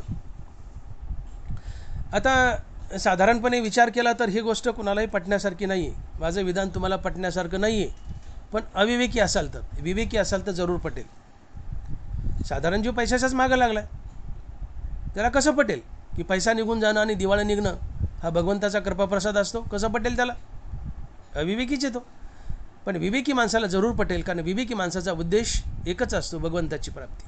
आणि त्याला माहीत असतं की धन भगवंताच्या प्राप्तीला आडवं येतं. मग धन निघून जाणं आणि गरिबी येणं हा भगवंताचा कृपाप्रसाद असतो. धन निघून गेल्यामुळं, गरिबी आल्यामुळं, गरिबीत तुम्हाला देव आठवतो. अजूनही तुम्ही विचार करा, श्रीमंतीत माणसाला देव आठवत नाही, देव आठवतो तो गरिबीत. आणि म्हणून गरिबाच्या घरातलं वातावरण चांगलं असतं, गुणागोविंदाचं वातावरण असते, माणसं एकमेकावर प्रेम करतात, कारण ते देवाचं नाव घेतात. आणि जिथं देवाचं नाव आहे तिथं माणसं एकमेकावर जीव ओळून टाकतात. कारण मुखात देवाचं नाव आहे, मुखात देवाचं नाव आलं की जीवनात प्रेम येतं. आणि जिथं श्रीमंती तिथं देवाचं नाव नसतं, माणसं एकमेकाचे दुश्मन होतात, लाताचे चेंडू असतात. श्रीमंतीत देव आठवत नाही, गरिबीत देव आठवतो. आणि पैसा गेला, दिवाळं निघलं, गरिबीत देव आठवतो. तुकोबाऱ्या जीवनात हेच झालं, देवा माझं दिवाळं निघलं, मला गरिबी आली, आता तुझी आठवण होईल मला. धनवान असताना तुझी कदाचित आठवण होत नसेल, पण आता गरिबी आली, दिवाळं निघलं, मला तुझी आठवण होईल. तुझ्या नामचिंतनात मी बुडेल, आणि या नामचिंतनाच्या बळावर देवा मी तुझी प्राप्ती करून घेईल. आणि म्हणून तुकोबारा देवाचे उपकार मानतात आणि म्हणतात की बरे झाले देवा, निघाले दिवाळे. भगवान नारायण आणि आम्ही भगवान नारायणच्या भेटीला जर आम्ही गेलो तर भगवान नारायण आम्ही आमच्यामध्ये कोण बसलं आहे? लक्ष्मी भगवंताच्या चरणावर पाय दाबत बसली, नारायणाच्या चरणावर. तुम्ही नारायणाला भेटायला गेलेत, नारायण पलीकडे तुम्ही अलीकडे, पण तुम्ही तुमच्या दोघांच्या मध्ये लक्ष्मी, कारण लक्ष्मी देवाच्या चरणावर आहे, ती पाय दाबते देवाचे. ही तुमच्यामध्ये आणि नारायणाच्या मध्ये आलेली लक्ष्मी बाजूला जोपर्यंत हटवत नाहीत तोपर्यंत नारायण उघडा होत नाही, नारायण तुम्हाला भेटत नाही. आणि लक्ष्मी म्हणजे संपत्ती, धन, या धनाची आसक्ती. अर्थात धनाची आसक्ती जोपर्यंत जात नाही तोपर्यंत तुम्हाला नारायण अर्थात देव भेटत नाही. आणि म्हणून तुकोबारायचं दिवाळी निघलं, ही संपत्ती गेली, आता देव नक्की भेटेल. म्हणून तुकोबाराय आनंदानं उड्या मारतात, म्हणतात बरे झाले देवा, निघाले दिवाळे. तुकोबारायसारखे संत शिरोमणी, जगातले सगळ्यात श्रेष्ठ संत जर कोण असेल, सगळ्यात श्रेष्ठ सगळ्यात मोठे संत कोण असतील तर ते ज्ञानोबा आणि तुकोबाराय. तुकोबारायसारखे संत शिरोमणी देवाकडे विनंती करतात आणि मागतायत, नको देव देवा द्रव्य आणि भाग्य, तोही एक उद्वेग होय जीवा. नको देव देवा द्रव्य आणि भाग्य, तोही एक उद्वेग होय जीवा. नको देव देवा पोटी हे संतान, माया जाळे जाण नाटवसी. तुका म्हणे करी फकीराचे परी, तुका म्हणे करी फकीराचे परी, रात्रंदिवस हरी येईल वाचे. हे संत शिरोमणी तुकोबाराय बोलतायत, नको देव देवा द्रव्य आणि भाग्य, तो एक उद्वेग होय जीवा. देवा मला द्रव्य नको, भाग्य नको, मला मुलं देऊ नको, मला फकीरासारखा कफल्लक कर, निर्धन कर, मला कफल्लक कर, निर्धन कर फकीरासारखा, तुझा माझ्यावर उपकार होईल. आणि देवा माझं धन गेलं, माझं दिवाळी निघलं, तू माझं ऐकलंस, तू माझ्यावर उपकार केलास, आणि म्हणून बरे झाले देवा, निघाले दिवाळे. तुकोबारायसारखे महासंत म्हणतात की मला मुलं देऊ नको, धन नको, संपत्ती नको, काही नको देवा, फकीरासारखा भिकारी कर, कफल्लक कर. तू का म्हणे करी फकीराचे परी, का रात्रंदिवस हरी येईल वाचे. तुमचं धन गेलं की तुमच्या तोंडात हरिनाम येणारच, कारण गरिबीत देव आठवतो, श्रीमंतीत देव आठवत नाही, दुःखात देव आठवतो, सुखात देव आठवत नाही. आणि तुकोबाराच्या जीवनात गरिबी आली, आता देव जास्त आठवल, आणि म्हणून तुकोबाराय देवाचे उपकार मानतात. आणि म्हणून गरिबीचा तिटकारा करू नका. गरिबी जीवनात आली, तिच्यात काहीतरी हित दडलंय. गरिबी आली, तुम्ही देवाच्या नामचिंतनात बुडणार, तुम्हाला देव भेटणार, हे गरिबीत लपलेलं सुख आहे, तुमचं हित झालं, तुमचा फायदा झाला.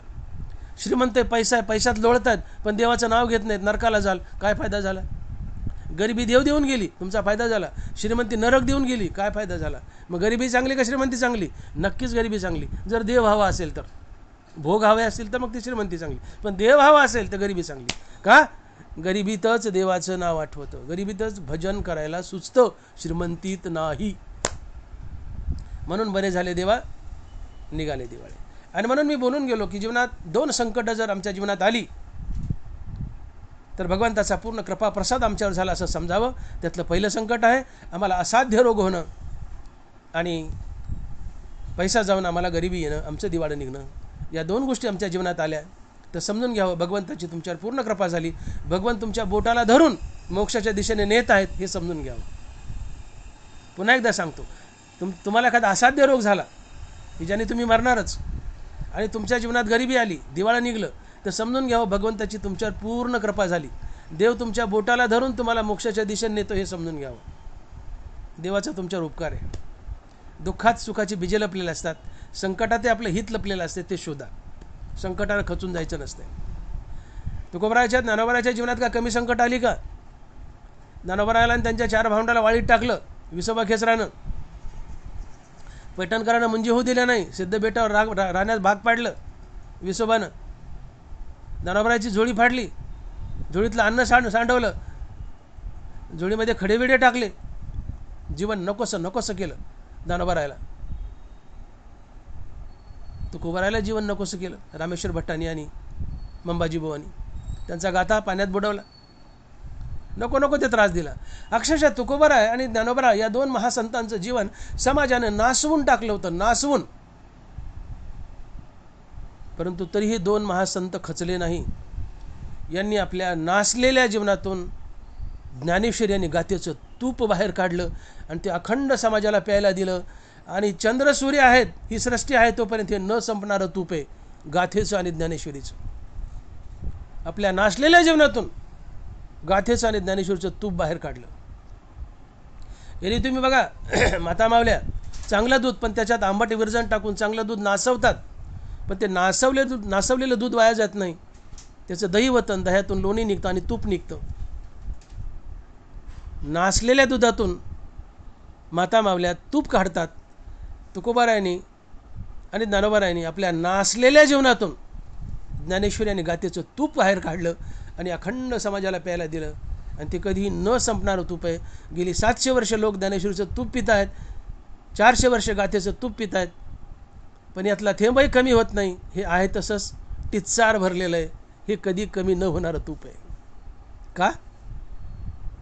दुःखात सुखाची बीजे लपलेली असतात. आणि म्हणून मला तुम्हाला सांगावं असं वाटतं की ज्ञानेश्वरी आणि गाथेचा जन्म हा संकटामुळे झाला आहे. ज्ञानोबाराच्या जीवनात, तुकोबाराच्या जीवनात जर संकट आली नसती तर कदाचित ज्ञानेश्वरी आणि गाथा जन्माला आली नसती. ज्ञानोबारा ताटी लावून बसले. मुक्ताबाईंनी उपदेश केला, ताटी उघडा ज्ञानेश्वरा. निवृत्तीनाथाने आदेश दिला, ज्ञाना बाळा तुझं जीवन निराश होण्यासाठी नाही, चल बाहेर ये. या जगाला काळ खातोय. गीता घेऊन गीतेवर भाष्य कर ज्ञानेश्वरी नावाचं, आणि या जगाला, या समाजाला जन्म मरण्याच्या फेऱ्यातून वाचव, त्यांचा उद्धार कर. ही ज्ञानेश्वरी लिहायला घे. आणि ज्ञानोबाने ज्ञानेश्वरी लिहायला घेतली. निवृत्तीनाथानं सावरलं की बाबा तुझं जीवन निराश होण्यासाठी नाही आहे. संकटात येतीलच जीवनात, थोडाफार निराशा तर येईलच, जग त्रास द्यायला लागलं, पण खचून जाण्यासाठी जीवन नाही तुझं. समज काढली ज्ञानोबाराची, कुणी मुक्ताबाईंनी आणि निवृत्तीनाथांनी. आणि कदाचित ही संकट जर या दोन महापुरुषाच्या जीवनात आली नसती तर गाथा आणि ज्ञानेश्वरी जन्माला आली नसती. आमचा महाराष्ट्र अभागी राहिला असता, अभागी. या विश्वात सर्वात भाग्यवान जर प्रांत किंवा देश कोणता असेल तर तो आहे महाराष्ट्र. का? तर या महाराष्ट्रात ज्ञानेश्वरी आहे आणि गाथा आहे. या महाराष्ट्रात ज्ञानेश्वरी आहे आणि गाथा आहे. गीता तर आमचीच आहे, ही भारताची आहे, पण गीतेच्याही पुढे जाऊन गीतेचा 13 पट विस्तार म्हणजे ज्ञानेश्वरी. आणि महाराष्ट्र जगात सगळ्यात श्रीमंत आहे. का? तर महाराष्ट्रात गाथा आणि ज्ञानेश्वरी आहे. ज्ञानोबाराच्या जीवनातलं सगळ्यात मोठं आश्चर्य जर काय असेल तर त्यांनी लिहिलेली ज्ञानेश्वरी. ज्ञानोबाने रेडा बोलवला, सच्चिदानंद बाबाचं प्रेत उठवलं, त्यांच्या पाठीवर मांडे भाजले, त्यांनी जडभिंत चालवली. ज्ञानोबारा म्हणतात ही जी चमत्कार आहेत ही माझ्या डाव्या हाताचा मळ आहे. मला या चमत्कारात फारसं संरक्षण आहे किंवा फारसं विशेषत्व वाटत नाही. माऊली स्वमुखाने म्हणतात की माझ्या जीवनातलं सगळ्यात मोठं चमत्कार जर काय असेल, माझ्या जीवनातला सगळ्यात मोठा चमत्कार जर काय असेल तर ते आहे मी लिहिलेली ज्ञानेश्वरी.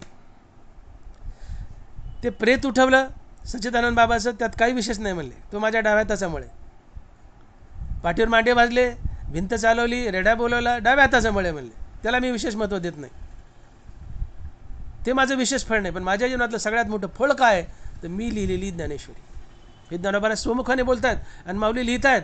काय बहु बोलो सकळा, मेळविलो जन्मफळा, ग्रंथसिद्धीचा सोहळा दाविला जोहा. हे सद्गुरू निवृत्तीनाथा ज्ञानोबारा म्हणतात, सद्गुरू निवृत्तीनाथा माझ्या जीवनातलं सगळ्यात मोठं फळ काय असेल तर मी लिहिलेली ज्ञानेश्वरी. तुकोबाराय म्हणतात माझ्या जीवनातलं सगळ्यात मोठं फळ काय असेल तर मी लिहिलेली गाथा. येणे बोधे असो आम्ही सर्व काळ, करू हे निर्मळ हरिकथा. जोपर्यंत ती सृष्टी आहे तोपर्यंत ज्ञानेश्वरीच्या आणि गाथेच्या बोधरूपानं ज्ञानोबारा आणि तुकोबारा आमच्यात वास करत आहेत. ज्ञानोबाराची ज्ञानेश्वरी म्हणजे ज्ञानोबारायच, तुकोबाराची गाथा म्हणजे तुकोबारायच. हे ग्रंथ आम्ही आमच्या समोर ठेवले की समजा ज्ञानोबारा तुकोबारा आमच्या समोर बसलेत. ज्ञानोबाची ज्ञानेश्वरी ही त्रैलोक्यातली सगळ्यात सुंदर वस्तू आहे, सगळ्यातली निरूपण वस्तू आहे. ज्ञानोबारा बोलतात तुम्ही मज संती ग्रंथरूप हा त्रिजगती, उपयोगा केला पडती तो निरूप मजी. ज्ञानोबारा म्हणतात की माझ्या ज्ञानेश्वरीला जगात त्रैलोक्यात कशाचीच उपमा देता येत नाही. त्रैलोक्यातली सगळ्यात सुंदर वस्तू काय असेल तर माझी ज्ञानेश्वरी. विश्वामित्र प्रतिसृष्टी करायला निघले पण त्यांचा त्रिशंकू झाला, ते हवेत लटकले. ज्ञानोबा बोलले ते पाहून हसो आम्ही विश्वामित्रा ते. हो, मजलागी ग्रंथाची स्वामी दुजी सृष्टी केली जे हे तुम्ही, ते पाहून हसो आम्ही विश्वामित्रा ते. आम्ही विश्वामित्राला पाहून हसू. त्यांना प्रतिसृष्टी करता आली नाही, हवेत लटकले. पण माझी ज्ञानेश्वरी ही प्रतिसृष्टी आहे. माझी ज्ञानेश्वरी त्रैलोक्यातली सगळ्यात सुंदर वस्तू आहे. माझी ज्ञानेश्वरी निरुपम आहे. ग्रंथरूप हा निरुपमची. असा निरुपम ग्रंथ, त्रैलोक्यातली सगळ्यात सुंदर वस्तू ही ज्ञानेश्वरी, हिची निर्मिती ही माझ्या जीवनातलं सगळ्यात मोठं फळ आहे. काय बहु बोलो सकाळा, मेळविलो जन्मफळा, ग्रंथसिद्धीचा सोहळा दाविला. ज्ञानोबाची ज्ञानेश्वरी, तुकोबरायची गाथा ही त्रैलोक्यातली सगळ्यात सुंदर वस्तू आहे. आणि या दोन्ही ग्रंथाचा जन्म ज्ञानोबा आणि तुकोबरा यांच्या जीवनात आलेल्या दुःखामुळे झालेला आहे. ज्ञानोबाच्या जीवनात दुःख आलं, पण त्या दुःखात एक सुखाचं बीज लपलं होतं. काय? ज्ञानेश्वरीचा जन्म. तुकोबराच्या जीवनात दुःख आलं, पण त्या दुःखात एक सुखाचं बीज लपलं होतं. काय? गाथेचा जन्म. आणि म्हणून मी बोलून गेलो की ज्ञानेश्वरी आणि गाथा या दोन्ही ग्रंथाचा जन्म संकटातून झाला आहे. ज्ञानोबा आणि तुकोबरा यांच्या जीवनात आलेल्या दुःखातून झाला आहे. ही दुःख आणि संकट ज्ञानोबा आणि तुकोबराच्या जीवनात आली नसती तर गाथा आणि ज्ञानेश्वरी कदाचित जन्माला आली नसती. आणि म्हणून मी बोललो, दुःखात सुखाची बीजे लपलेली असतात. ज्ञानोबाच्या जीवनात दुःख आलं, पण त्या दुःखात एक सुखाचं बीज लपलं होतं. काय? ज्ञानेश्वरीचा जन्म. तुकोबराच्या जीवनात दुःख आलं, पण त्या दुःखात एक सुखाचं बीज लपलं होतं. काय? गाथेचा जन्म. आणि मग दुःखात सुखाची बीजे लपलेली असतात. संकट आणि दुःख हा भगवंताचा कृपा प्रसाद असतो. जीवनात जे होतं ते बरा करता होतं. आलेल्या दुःखाचं हसून स्वागत करा, त्याचा तिटकारा करू नका. फक्त त्या दुःखात संकटात लपलेलं आपलं हित शोधा, खचून जाऊ नका. तुकोबराच्या जीवनात दुःख आलं, दिवाळं निघलं. तुकोबरा खुश खुश, बरे झाले देवा, निघाले दिवाळी. का? आता तू भेटशील. हे धन आडवं येत होतं, आता तू भेटशील. हे दुःखात लपलेलं सुख आहे. दिवाळी निघलं पण देव भेटला, हे दुःखात लपलेलं सुख आहे. हे हित आहे. संकटात हित शोधा, खचून जाऊ नका. संकटात हित शोधा. तो शहाणा असतो, तो विवेकी असतो.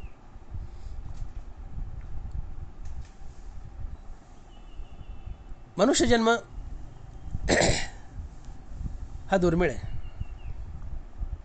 ज्ञानोबानेच बोलले की षडरस खापरी वाढिले, वाढवणी रात्री ते चवाटा सांडिले, ते सुनियाची लागी झाले जियापरी. मनुष्य जन्माची कदर करायला शिका. ज्ञानोबा म्हणतात की उत्तम स्वयंपाक केलाय, 5 पक्वान्न केलेत, पण ते कळकटलेल्या खापरात जेवायला वाढले. घाणेरड्या उत्तम स्वयंपाक, पण कळकटलेल्या घाणेरड्या खापरात जेवायला वाढले. ते चवाट्यावर नेऊन टाकावं लागतं, ती कुत्र्याची धन होते. षडरस खापरी वाढिले, वाढवणी रात्री ते चवाटा सांडिले, ते सुनियाची लागी झाले परी, तैसे भक्तिहीनाचे जिने. वरच्या विकड बोट केले, तैसे भक्तिहीनाचे जिने. सुंदर सुंदर 5 पक्वानाचा स्वयंपाक केलाय, पण कळकटलेल्या घाणेरड्या खापरात जेवायला वाढलाय. कोणी खात नाही. तो स्वयंपाक उचलावा लागतो, चवाट्यावर नेऊन टाकावा लागतो. तो कुत्र्याची किंवा मातीची धन होतो. तसं सुंदर नरदेह दिला देवानी. हा जर भक्तीत झिजवला नाही तर हा देहही शेवटी कुत्र्याची किंवा मातीचीच धन होतो. कुत्र्याची किंवा मातीचीच धन होतो. आणि म्हणून शहाणे व्हा. आलेल्या दुःखानं खचून जाऊ नका, संकटानं खचून जाऊ नका. संकट आणि दुःख भगवंताचा कृपा प्रसाद असतो. त्यात काही सुख लपलेलं असतं, हित लपलेलं असतं. दुःखात सुखाची बीजे लपली असतात, ते बीजे शोधा. दुःखातलं सुख शोधा. दुःखात सुखाची बीजे लपली असतात, ते काय सुख लपले त्या दुःखात शोधा. संकटात हित लपले ते शोधा. संकटानं खचून जाऊ नका. आणि भगवंत मधून मधून ही संकट आमच्या जीवनात पाठवतो, का तर आम्ही सुधारावं म्हणून. हो, पण ज्ञानोबा बोलले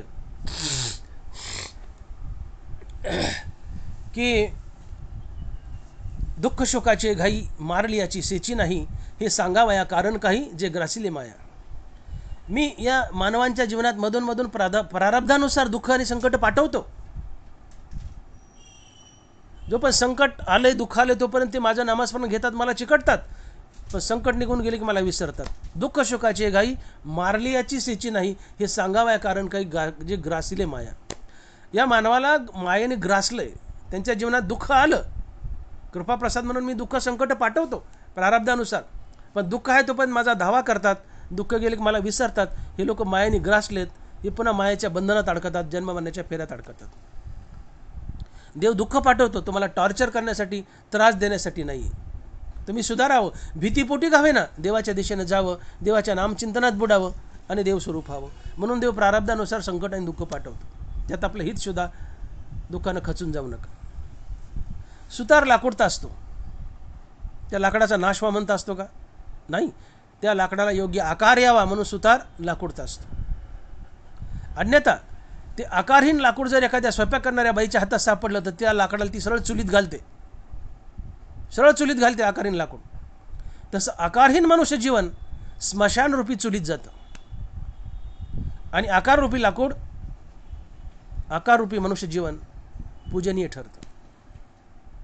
एखादी बाई स्वयंपाक करते, लाकूड आहे त्याला आकारच नाही, त्या आकारहीन लाकडाला ती बाई सरळ चुलीत घालते. मनुष्य त्याच्या जीवनाला आकार नाही, भगवत भक्ती नाही, त्याचं जीवन हे स्मशानरूपी चुलीत जातं. पण लाकडाला आकार आहे, त्याची मूर्ती केली. माणूस नामधारक आहे, भक्त आहे, त्याच्या जीवनाला आकार आहे, लाकडाला आकार आहे, दोघंही पूजनीय असतात. आणि मग सुतार लाकूड तासतो ते लाकडाला त्रास व्हावा म्हणून नाही, लाकडाला योग्य आकार व्हावा म्हणून, लाकडाला योग्य आकार घ्यावा म्हणून. तसं देव जीवनात संकट पाठवतो तुम्हाला त्रास व्हावा म्हणून नाही.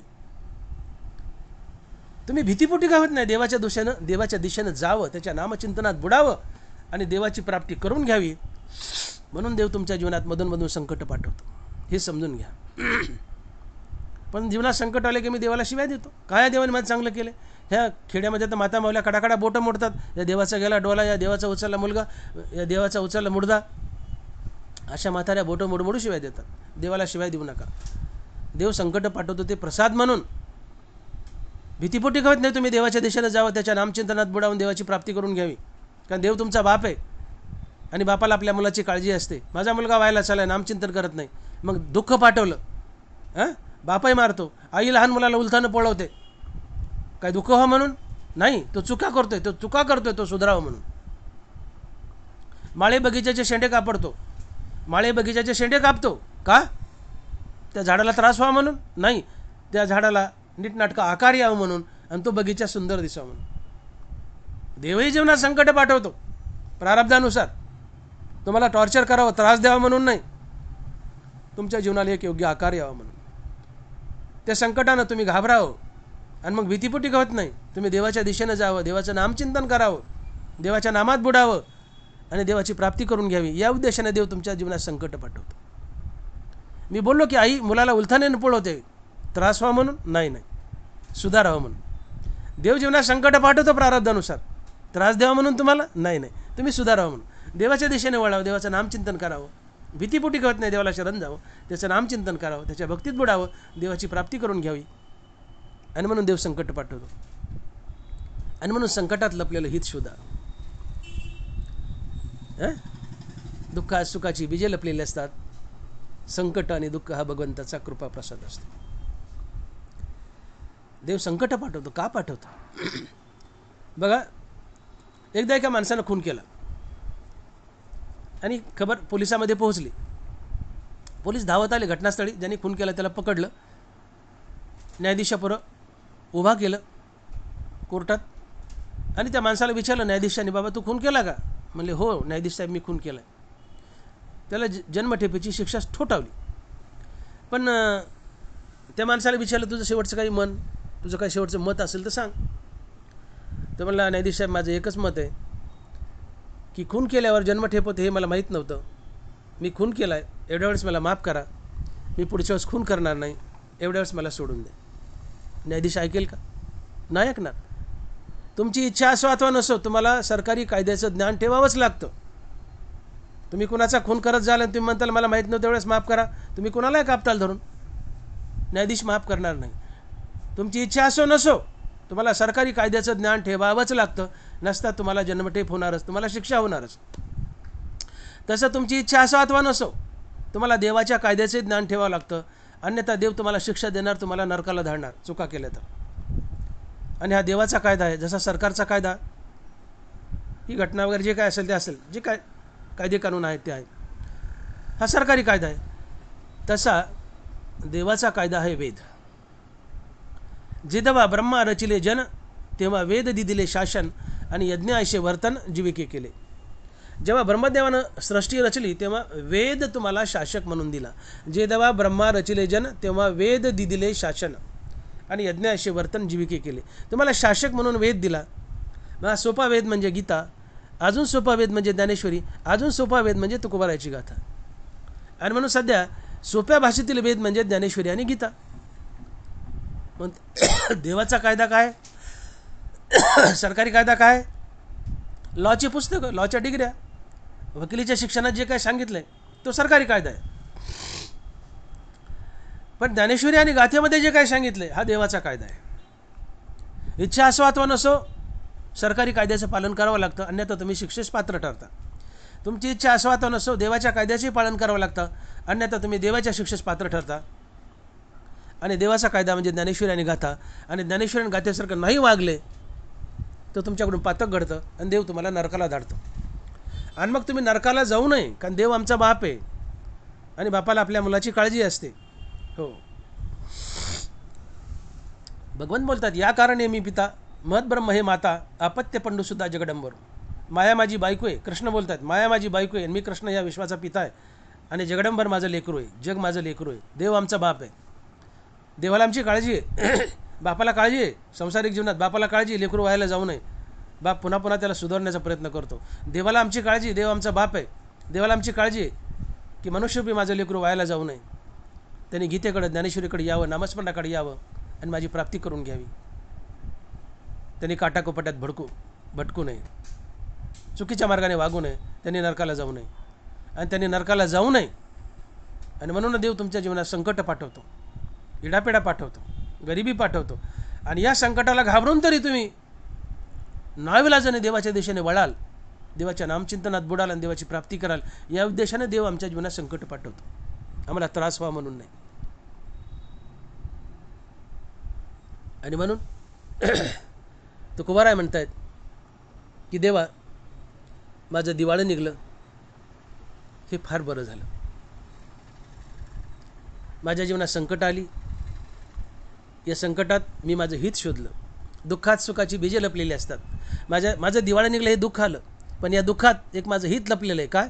तर पांडुरंगात तुझी प्राप्ती. का? ते धन, आजपर्यंत या धनाला मी चिटकून होतो आणि हे धन तुझ्या प्राप्तीला आडवं येत होतं. मग हे धन गेलं, माझं दिवाळं निघलं, आता तुझ्या प्राप्तीचा मार्ग मोकळा झाला. मी आजपर्यंत सारखा धनाला चिटकून होतो आणि देव दुरावत होता, याचा मला आता पश्चाताप होतोय. आणि देवा या पश्चातापामुळं तुझं सारखं मला नामचिंतन घडतंय आणि संसार आता उलटीप्राय तुच्छ वाटतोय. हे अभंगाच्या दुसऱ्या चरणात. आणि म्हणून तुकोबाराय लिहित आहेत की अनुतापे तुझे राहिले चिंतन, झाला हवं मन संसार. देवा मला पश्चाताप होतोय की आजपर्यंत मी धनाला चिटकून होतो, तुझं चिंतन घडत नव्हतं, तुझी प्राप्ती होत नव्हती, याचा मला सारखा पश्चाताप होतोय. आणि जोपर्यंत कुठल्या गोष्टीचा पश्चाताप होत नाही तोपर्यंत मनुष्य ती गोष्ट सोडत नाही. तुकोबाराय म्हणतात, मला पश्चाताप होतं की मी धनाला चिटकून होतो, सावकारकीला चिटकून होतो, दुकानदारीला चिटकून होतो. आणि सावकारकी, धन, दौलत या गोष्टी, ही संपत्ती, याला मी चिटकून असल्यामुळं, त्याची मला आसक्ती असल्यामुळं देवा तू दुरावत होता. आणि मी त्या धनाला चिटकून होतो, देव दुरावत होता. आता मला याचा पश्चाताप व्हायला आहे. आणि या पश्चातापानं, या अनुतापानं माझा काय फायदा झाला देवा? तर मला आता तुझं सारखं नामचिंतन घडायलं आहे. आणि या नामचिंतनामुळं संसार मला आता उलटीप्राय तुच्छ वाटतो.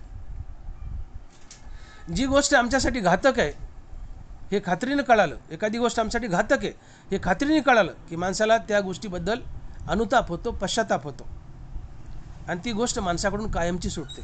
देवा हे धन घातक आहे, तुझ्या प्राप्तीला आडवं येतं आहे, हे मला खात्रीनं कळालं आहे, त्याच्यामुळे तू दुरावतोय. ते घातक आहे तुझ्या प्राप्तीसाठी आणि मी त्याला चिटकून आहे. माझं चुकलं देवा, म्हणून मला अनुताप होतोय, पश्चाताप होतोय. आणि या पश्चातापाच्या बळावर मला आता तुझं नामचिंतन घडतंय आणि नामचिंतनानं हा संसार आता मला उलटीप्राय तुच्छ वाटतोय. म्हणून देवा आता तुझ्या भेटीचा मार्ग मोकळा झालाय. अनुताप झाला, धन गेल्याचा अनुताप झाला की अनुताप तुम्हाला कुठंतरी चांगल्या ठिकाणी नेऊन जोडतो. अनुताप अर्थात पश्चाताप वाईट गोष्टीपासून तोडतो, परंतु तो तुम्हाला कुठंतरी चांगल्या गोष्टीला नेऊन जोडतो. एखादा मालक आहे, मनुष्य आहे, फार खटाळ मालक आहे, त्याच्यात तुम्ही नोकरीला आहेत, पगार देतोय, पण सारखा लाथ्या बुक्याने हाणतोय, शिवेगाळ करतोय, काम करूनही शिवेगाळ करतोय, हाणमार करतोय. तुम्हाला पश्चाताप होतो की काय म्हणून याच्या इथे नोकरीला आलो असेल मी. त्या पश्चातापामुळे तुम्ही नोकरी सोडून देता आणि पुन्हा 4-2 महिन्यांनी त्याची भेट झाली आणि तो मालक मला येणार माझ्या नोकरीला, तो पश्चाताप तुम्हाला आठवण करून देतो, नको जाऊ लाथा खायला. तात्पर्य पश्चाताप तुम्हाला वाईट गोष्टीपासून बाहेर काढतो, पण तो चांगल्या गोष्टीशी नेऊन जोडतो. हे पश्चातापाचं विशेष आहे. तुकोबारायला पश्चातापानं धनापासून तोडलं, पण देवाच्या नामस्मरणाशी नेऊन जोडलं. हा पश्चातापाचा ग्रेटनेस आहे. अनुतापे तुझे राहिले चिंतन. आता या अनुतापामुळं, पश्चातापामुळं, देवा मला तुझं नामचिंतन घडतंय आणि नामचिंतनामुळं मला संसार उलटी प्राय तुच्छ वाटतोय. ज्ञानोबारायची साक्ष देत आहेत, माऊली लिहित आहेत, जे जे का निमित्त देखील माझे सुख, ती तुले अरोचक विषयी घेईल. देवा जितकं जितकं आम्ही तुझं नाव घेऊ आणि ज्यावेळेस आमच्या मनाला पटेल की केवळ विषयातच सुख नाही, सुख हरिनामात बी आहे, हे त्याला खात्रीने कळलं की हरिनामात बी गोडी आहे, केवळ विषयातच गोडी नाही, हरिनामात बी गोडी आहे, हे आमच्या मनाला कळलं की त्या मनाला या हरिनामाची गोडी लागती, चटक लागते. या मनाचे एक निके जे देखील या गुढीच्या ठाया चोके, म्हणून अनुभव सुखची कौतुके दावित जायचे. देवा या मनाच्या सगळ्या सवय वाईट आहेत, पण एकच सवय चांगली, याला जी वस्तू पुन्हा पुन्हा दाखवावं, हे तिकडं जायला चटावतं, तिकडं जायला सोपतं. देवा तुझं नाव आम्ही मनाला नेहमी दाखवलं आणि त्याला कळालं खात्री की हरिनामात बी गोडी आहे, तर त्याला हळूहळू विषयाचा तिटकारा येतो. आणि ज्ञानोबा लिहितात की जे जे का निमित्त देखील माझे सुख, ती तुले अरोचक विषयी घेईल.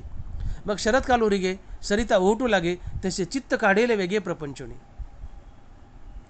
देवा आमच्या मनाला एकदा नामाची गोडी लागली आणि मनाला कळलं की नामात बी गोडी आहे, त्याला विषयाचा तिटकारा येतो. आणि शरद ऋतूमध्ये जशा नद्या आटू लागतात, तसं मन प्रपंचाला आटू लागतं. आणि मन प्रपंचाला आटणं, मनाला विषयाचा तिटकारा येणं म्हणजेच वैराग्य. आणि यालाच म्हणतात झाला हा वमन संसार.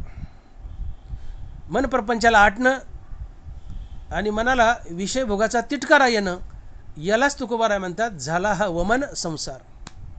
देवा अनुताप झाला मला त्या धनाला चिटकल्यामुळं, या अनुतापानं मला कायमचं धनापासून तोडलं आणि तुझ्या नामाशी जोडलं. आणि त्यामुळे मला आता तुझं नामचिंतन घडतंय आणि नामचिंतनानं मला आता संसार उलटीपणा तुच्छ वाटतो. आता तुझी भेट याची लालसा लागली. देवा तू कधी भेटशील, देवा तू भेटावं. झाला हा वमन संसार.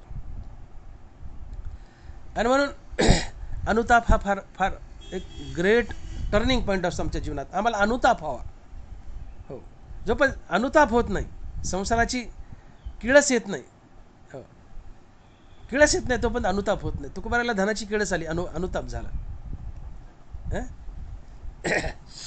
उबग यावा संसाराचा, धनाचा उबग यावा. भवस्वर्गा उबगले,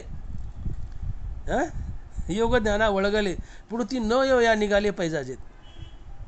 भव आणि स्वर्ग या दोन्हीचा उबग यावा, संसाराचा धनाचा उबग यावा. उबग आला की ते उलटीपाय तुच्छ वाटतं, त्याचा अनुताप होतो, याचा उबग येतो. अनुताप आला की अनुताप तुम्हाला वाईटापासून तोडतो, चांगल्याशी जोडतो. तुकोबाराला अनुताप झाला धनाला चिटकल्याचा, मग या अनुतापानं धनापासून तोडलं, नामस्मरणाशी जोडलं. मग अखंड नामचिंतन चालू आहे. या नामस्मरणानं संसार उलटीपाय वाटायला लागला. आता देवा तू आवडू लागला, मग जीवनात अनुताप यावा. तुकोबाराय जीवनात अनुताप आला, फायदा झाला की तुकोबाराय नामचिंतनाला जोडले आणि संसार उलटीपाय तुच्छ वाटू लागला. आता देव आवडू लागला. आणि म्हणून तुकोबारायचं जीवन हे अतिशय अभ्यासण्यासारखं जीवन आहे. तुकोबारायचं जीवन म्हणजे संकटांना तोंड देण्यासाठी तुकोबारायचा जन्म झालाय असं वाटतंय. तुम्ही बघा, देववासियांनी तुकोबारायांना गाढवावर बसावं, उलटं गाढवावर बसवलंय, केस काढले, चप्पी केली, वर सेंदूर थापलाय आणि गाढवावर तुकोबारायला उलटं बसवले. बाजूला बारीक बारीक पोरं तुकोबारायच्या नावाने ओरडत आहेत, डपडपुडं वाजत आहे आणि सगळं गाव मागं हा धिंगाणा. कल्पना करा, त्या जागी आम्ही असतो तर आमचे काय हाल झाले असते. आम्ही ठोठा बोंबवला असतो, रडलो असतो. पण तुकोबाराय अशा अवस्थेत त्या गाढवावर उलटं बसून हसतायत, मोठ्या मोठ्यानं हसतायत. तेवढ्यात मंबाजी तुकोबारायकडे जातो आणि मंबाजी तुकोबारायला म्हणतो, अहो तुकोबा, राहिली मनाची पण कमीत कमी जनाची तरी लाज बाळगा. राहिली मनाची पण जनाची तरी लाज बाळगा. अहो एवढा अपमान केला, गाडावर बसवलंय, चप्पी केली, सेंदूर थापलाय, पोरं बोंबल, ते डफडं वाजताय, उलटं गाडावर बसवलंय आणि तुम्ही खुशाल हसतायत. का हसता? अजून किती अपमान करायचा? तुकोबारायनं काय उत्तर दिलं माहिती आहे का मंबाजीला? तुकोबाराय म्हणले, मी यामुळे हसतोय की मी तुमच्या सगळ्यापेक्षा मोठा आहे. मामाजी म्हणतो काय? तुकोबाराय म्हणले हो, मी तुमच्या सगळ्यापेक्षा मोठा आहे. म्हणले कसं काय? अरे म्हणले गाढव का होईना, पण मला एकट्यालाच बसायला वाहन आहे आणि तुम्ही सगळे पायी आहेत, म्हणून मी तुमच्या सगळ्यापेक्षा मोठा आहे. काय जीवन आहे तुकोबारायचं. तुम्ही आम्ही असतो तो बोंबलला असतो. कुठल्याही कठीण प्रसंगात दुःखाचं सुख कसं करावं हे तुकोबाराय कोण शिकावं. जाईल भवश्रम सुख होईल दुःखाचे. जाईल भवश्रम सुख होईल दुःखाचे. तुकोबाराच्या जीवनात केवढं दुःख आहे. गाढवावर बसून चप्पी करून मिरवणूक काढली, पण एवढ्या मोठ्या दुःखाचं सुखात रूपांतर केले. का? कुठल्याही दुःखाच्या प्रसंगी तुमच्या मुखात जर हरिनाम असेल तर ते हरिनाम त्या दुःखाला सुखात बदलवतं. ही तुकोबारायची खास खूबी आहे. ही आम्ही शिकण्यासारखी आहे. कुठल्याही तुकोबाराय सांगतात की कुठल्याही दुःखाच्या प्रसंगी मुखानं रामनाम घ्या, दुःखाचं रूपांतर सुखात होतं. एक तर रामनाम सुखकार आहे, त्या रामानं सुख लाभतं, आणि त्या रामनामानं दुःखाचं रूपांतर सुखात होतं. हा डबल फायदा आहे. अरे म्हणून तुकोबाराय गाढवावर बसून विठ्ठल नामाचा जाप करतायत, ते सुखी आहेत. बाजूचे दुःखी आहेत, पण तुकोबाराय सुखी आहेत. का? तर विठ्ठल नामाचा जाप चाललाय. मी तुमच्यापेक्षा सगळ्यात मोठा आहे. का? तर मला एकट्याला बसायला वाहन आहे आणि तुम्ही पायी आहेत, म्हणून मी तुमच्या सगळ्यापेक्षा मोठा आहे. काय नजर आहे. अशा कठीण प्रसंगी तुकोबाराय विठ्ठलाचा धावा करतायत, नामस्मरण करतायत, आणि या विठ्ठलाच्या नावानं दुःखाचं रूपांतर सुखात करतायत. ही तुकोबारायची खास खूबी, आणि ती आम्ही शिकण्यासारखी. जाईल भवश्रम सुख होईल दुःखाचे. आणि म्हणून तुकोबारायकडून ही गोष्ट शिकण्यासारखी आहे. तुकोबाराय दुःखानं खचत नव्हते, दुःखाचं स्वागत करत होते, दुःखात आपलं हित शोधत होते, आणि त्यातून आपला फायदा करून घेत होते. आम्हाला हे शिकण्यासारखं आहे. आज बघा, शेतकरी साध्या साध्या दुःखानं खचतोय. आज यावर्षी पाऊस नाही, 2023 पाऊस नाही, सगळे लोक दुःखानं खचून गेलेत. ठीक आहे, वाईट गोष्ट आहे. खाण्यापिण्याचे प्रश्न असतात, पैसा नसतो, गरिबी असते, पण तुकोबाराय म्हणतात खचू नका, दुष्काळ पडल्या खचू नका. सरकार मदत करतं, ठीक आहे, रडत्याची आशा पुसते, ठीक आहे, पण तुकोबाराय म्हणतात की दुष्काळ पडलाय, संकट आली जीवनात, शेतकऱ्यांना आत्महत्या करू नका, खचू नका. मग मुखात विठ्ठलाचं नाम धारण करा. कारण विठ्ठल नाम हे एक चिलकत आहे. युद्धामध्ये लोखंडाची चिलकत जशी तलवारीचे घाव सहन करते, तसं रामनामाची चिलकत संसारातील दुःखाचे घाव सहन करते. रामनामामुळं, तुमच्या मुखात रामनाम असेल तर रामनामामुळं तुमचं साहस वाढतं, मनोबळ वाढतं, आणि संकटांना तोंड देण्याचं सामर्थ्य तुमच्यात येतं. तुकोबारायांनी विठ्ठल नामाचं अमृत आपल्या मुखात धारण केलं आणि प्रत्येक संकटाचा सामना हसून केला. तुम्ही विठ्ठल नामाचं अमृत आपल्या मुखात धारण करा, आपल्या जीवनात आलेल्या संकटाचं हसून स्वागत कराल. दुष्काळ पडो, काही पडो, तुम्ही आत्महत्येकडे प्रवृत्त होणार नाहीत. आणि म्हणून शेतकऱ्याच्या आत्महत्या थांबवायच्या असतील तर कुणाला काही भाषणं देऊ द्या, त्यांनी काही फरक पडणार नाही, त्यांनी हे थांबणार नाही. एकाच गोष्टीने थांबेल. काय? की कठीण प्रसंगी, संकटाच्या प्रसंगी, शेतकरी तुम्ही आम्ही कुणी असो, त्यातली त्यात शेतकरी किंवा कुणी असो, कठीण प्रसंगी, संकटाच्या प्रसंगी तुम्ही हरिनामाचा दावा करा. हरिनाम हे एक चिलकत आहे, त्यांनी साहस वाढतं, मनोबल वाढतं. देवाच्या नामात तुम्ही बुडता, देव आपला कैवारी होतो, दुःखाचं रूपांतर सुखात होतं, संकट टळतं, आत्महत्या टळतात. माणसानं काही करून मराव, पण आत्महत्या करू नये, कारण आत्महत्या केली तो डायरेक्ट नरकाला जातो. म्हणून नाथ महाराज म्हणतात की आत्महत्या करून निमाला तो मरताची नरकाशी गेला. जो आत्महत्या करून मरतो तो मेल्या मेल्या नरकाला जातो. कारण इतर काही चुका केल्या तर रामनाम घेऊन ते प्रायश्चित्त करून फेडता येतं, पण मेल्यावर शरीरच गेला तर प्रायश्चित्ताला कोण उरले मागं. म्हणून मेलेला मनुष्य, आत्महत्या करून मेलेला मनुष्य सरळ नरकाला जातो, आणि तो कल्पांती निघत नाही. म्हणून काही करा, पण आत्महत्या करू नका, कारण आत्महत्या केली की मनुष्य नरकाला जातो, त्यातून सुटका नाही, कारण प्रायश्चित्ताला शरीर उरत नाही. म्हणून आत्महत्या करून निमाला तो मरताची नरकाशी गेला, हे नाथ महाराज म्हणतात. आणि म्हणून नाव जमिनीवर ओढणं कठीण आहे. जमिनीवर नाव आहे, मोठमोठे नावं असतात, नाव जमिनीवर ओढणं कठीण आहे. त्याला 10 ट्रॅक्टर लावा, नाही ओढता येत. पण तीच नाव 10 ट्रॅक्टरला ओढता येईल नाही, ती पाण्यावर सोडा, एक दुबळा नावाडी तिला पैरतीला घेऊन जातो. तसं आपल्या जीवन नौकेखाली भक्तीचं पाणी सोडा, तुमची जीवन नौका सहज पैलतीराला जाईल. त्या लाकडाच्या नौकेखाली जमिनीवर ओढणं कठीण आहे, त्या लाकडाच्या नौकेखाली तुम्ही पाणी सोडलं, एक दुबळा नावाडी तिला पैलतीराला राहतो, तिला पैलतीराला घेऊन जातो. आपल्या जीवन नौकेखाली भक्तीचं पाणी सोडा, हरिनामाचं पाणी सोडा, तुमची जीवन नौका तरुण निघेल आणि पैलतीराला सहज जाईल. म्हणून भक्तीने प्रयत्न सुकर होतो. भक्तीला शरण जा, हरिनामाला शरण जा. कठीण प्रसंगी, संकटाच्या प्रसंगी, काही दुःख येऊ, भगवंताचा धावा करा, मुखात हरिनाम धारण करा, विठ्ठलाचं नाम धारण करा, रामनाम घ्या, संकटातून तरुण निघाल, आत्महत्या टळतील. आणि म्हणून शेतकऱ्याच्या आत्महत्या थांबवण्यासाठी पुढाऱ्याला काय भाषणं द्यायचे देव द्या, मला तिकडे जायचं नाही, त्यांना काय बोलायचं बोद्या, रडत्याच्या अशा पसू द्या, पण शेतकऱ्याच्या आत्महत्या थांबायची असतील त्याला एक आणि एकच विलाज, हरिनाम, हरिनाम आणि फक्त हरिनाम, दुसरा विलाजच नाही. म्हणून शाने व्हा. आणि म्हणून तुकोबारायाचं जीवन हे जणू काय संकटाला तोंड देण्यासाठीच त्यांचा अवतार झाला होता, हे पांडुरंगानं दाखवून दिलं. बोलोबा आणि कनकाई माता एकदा पांडुरंगाच्या मंदिरात दर्शनासाठी उभे आहेत. कनकाई माता आणि बोलोबा म्हणजे तुकोबारायाचे आईवडील हळूहळू बारीक सरकत आहेत. आणि जेव्हा अशा कनकाई आई, तुकोबारायांची आई, आमच्या कनकाई आई पांडुरंगाच्या समोर आल्या आणि पांडुरंगाच्या चरणावर मस्तक ठेवलं, तेव्हा प्रत्यक्ष पांडुरंग परमात्मा या मूर्तीतून बाहेर आला आणि कनकाईला हात जोडले पांडुरंगाने आणि म्हणले, कनकाई मी तुझी किती दिवसाला वाट पाहत होतो ग, का विलंब केलास? म्हणले, देवा आले ना आज. म्हणले, कनकाई माझ्यावर एक उपकार करशील? कनकाई म्हणते, काय देवा, मी आणि उपकार असं काय माझ्यापाशी? म्हणले, तुझ्यापाशी एवढं काय आहे की जगात कोणापाशी नाही आहे? म्हणले, सांगा देवा, मी करते. पांडुरंग म्हणतोय, कनकाई मला 9 महिन्यासाठी तुझं गर्भाशय उधार दे. काय मागितले? मला 9 महिन्यासाठी तुझं गर्भाशय उधार दे. मला तुझ्या गर्भाशयात तुकाराम महाराजच्या रूपाने अवतार धरायचा आहे, तुझ्या पोटी मला जन्म घ्यायचा आहे. आणि हे तुकाराम महाराज पांडुरंग आहेत जे कनकाईच्या पोटी जन्माला आले. आणि पांडुरंगानं आम्हाला हा धडा दिला, शिकून दिलं की तुकोबारायाला जे जे जे जे त्रास झाले जीवनात ते त्रास पांडुरंगालाच झालेत. आणि पांडुरंगाने शिकून दिले तुकोबारायाच्या रूपाने की जीवनात आलेल्या संकटाचं हसून स्वागत करा, खचू नका. दुःखात सुखाची बीजे लपलेली असतात. दुःख आणि संकट भगवंताचा कृपाप्रसाद असतो. संकटाने खचायचं नसते, त्याचं हसून स्वागत करायचं असते. संकटात आपलं काहीतरी हित लपलेलं असते, ते हित आम्हाला शोधायचं असते, ते हित आम्हाला शोधता आलं पाहिजे.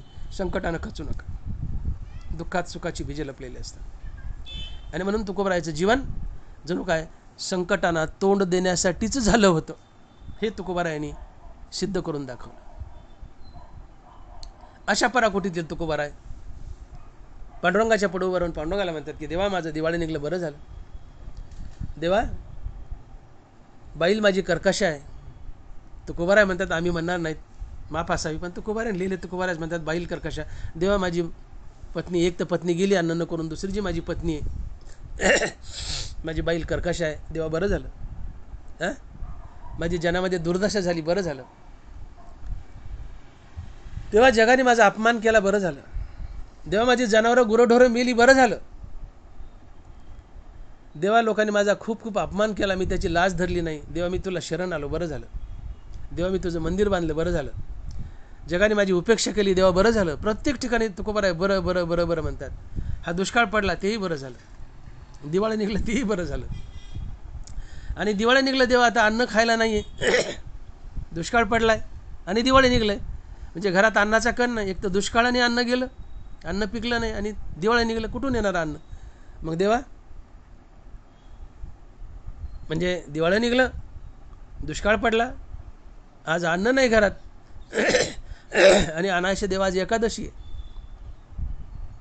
मला आज देवा उपवास घडला, जागरण घडलं, तुझं भजन घडलं, मी धन्य झालो. आणि म्हणून तुकोबाराय म्हणतात की तुका म्हणे बरे व्रत एकादशी केली उपवासी जागरण. विठोबाय रखुमाई, विठोबाय रखुमाई, जय जय विठोबाय रखुमाई, विठोबाय रखुमाई, विठोबाय रखुमाई, विठोबाय रखुमाई, जय जय विठोबाय रखुमाई. यथाशक्ती यथामती आपण अभंगाचा भावार्थ पाहिलाय.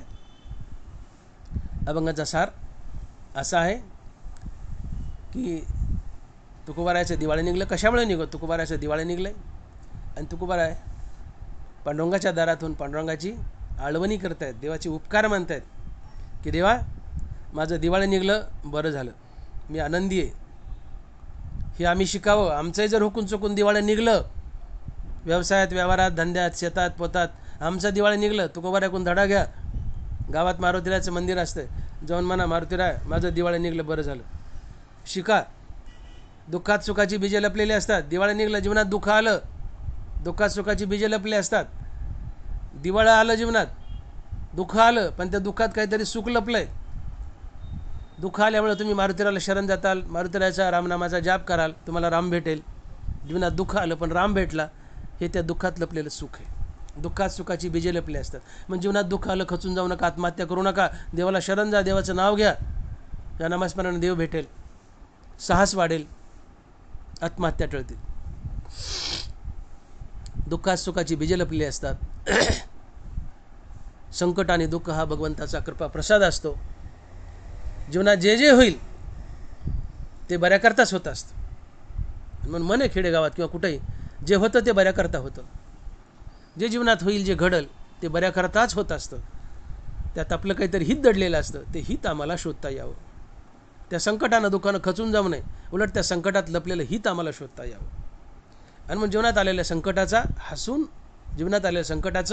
हसून स्वागत करा. त्याने खचून जाऊ नका. आणि संकट जीवनात आलं तर देवाला कोसू नका, देवाला शिव्या देऊ नका. ती संकट देवाने कृपा प्रसाद म्हणून पाठवले असतात. तुम्ही सुधारावं, वाईट कामातून चांगल्या कामात यावं, भगवंताचं नामचिंतन करावं, भीतीपोटी का होय नाही, त्या संकटाला घाबरून का होत नाही, देवाच्या दिशेने जावं, देवाचं नाव घ्यावं, देवाच्या नावात स्थिर राहावं आणि देवाची प्राप्ती करावी. देव आमचा बाप आहे, आम्ही देवाचे लेकरं आहेत, आमचे देवाचे लेकरं भटकलेत, तुम्ही ते भटकू नये, वाईट मार्गाला जाऊ नये म्हणून देव पनिशमेंट म्हणून, त्याला पनिशमेंट म्हणता येत नाही, पण किमान तुम्ही सुधरावं म्हणून तुमच्या जीवनात प्रारब्धानुसार दुःख पाठवतो. तर त्या दुःखाचं हसून स्वागत करा. त्याने खचू नका, देवाला कोसू नका. त्यात देवाचा एकच उद्देश आहे. मी बोललो आई लेकराला पळवतेच चुकल्यावर, लेकराला टॉर्चर करणं किंवा दुःख देणं तिचा उद्देश नाही. त्यांनी सुधरावं हा उद्देश. देवाने तुम्हाला दुःख दिलं नशिबानुसार, प्रारब्धानुसार, तुम्ही सुधरावं एवढाच उद्देश.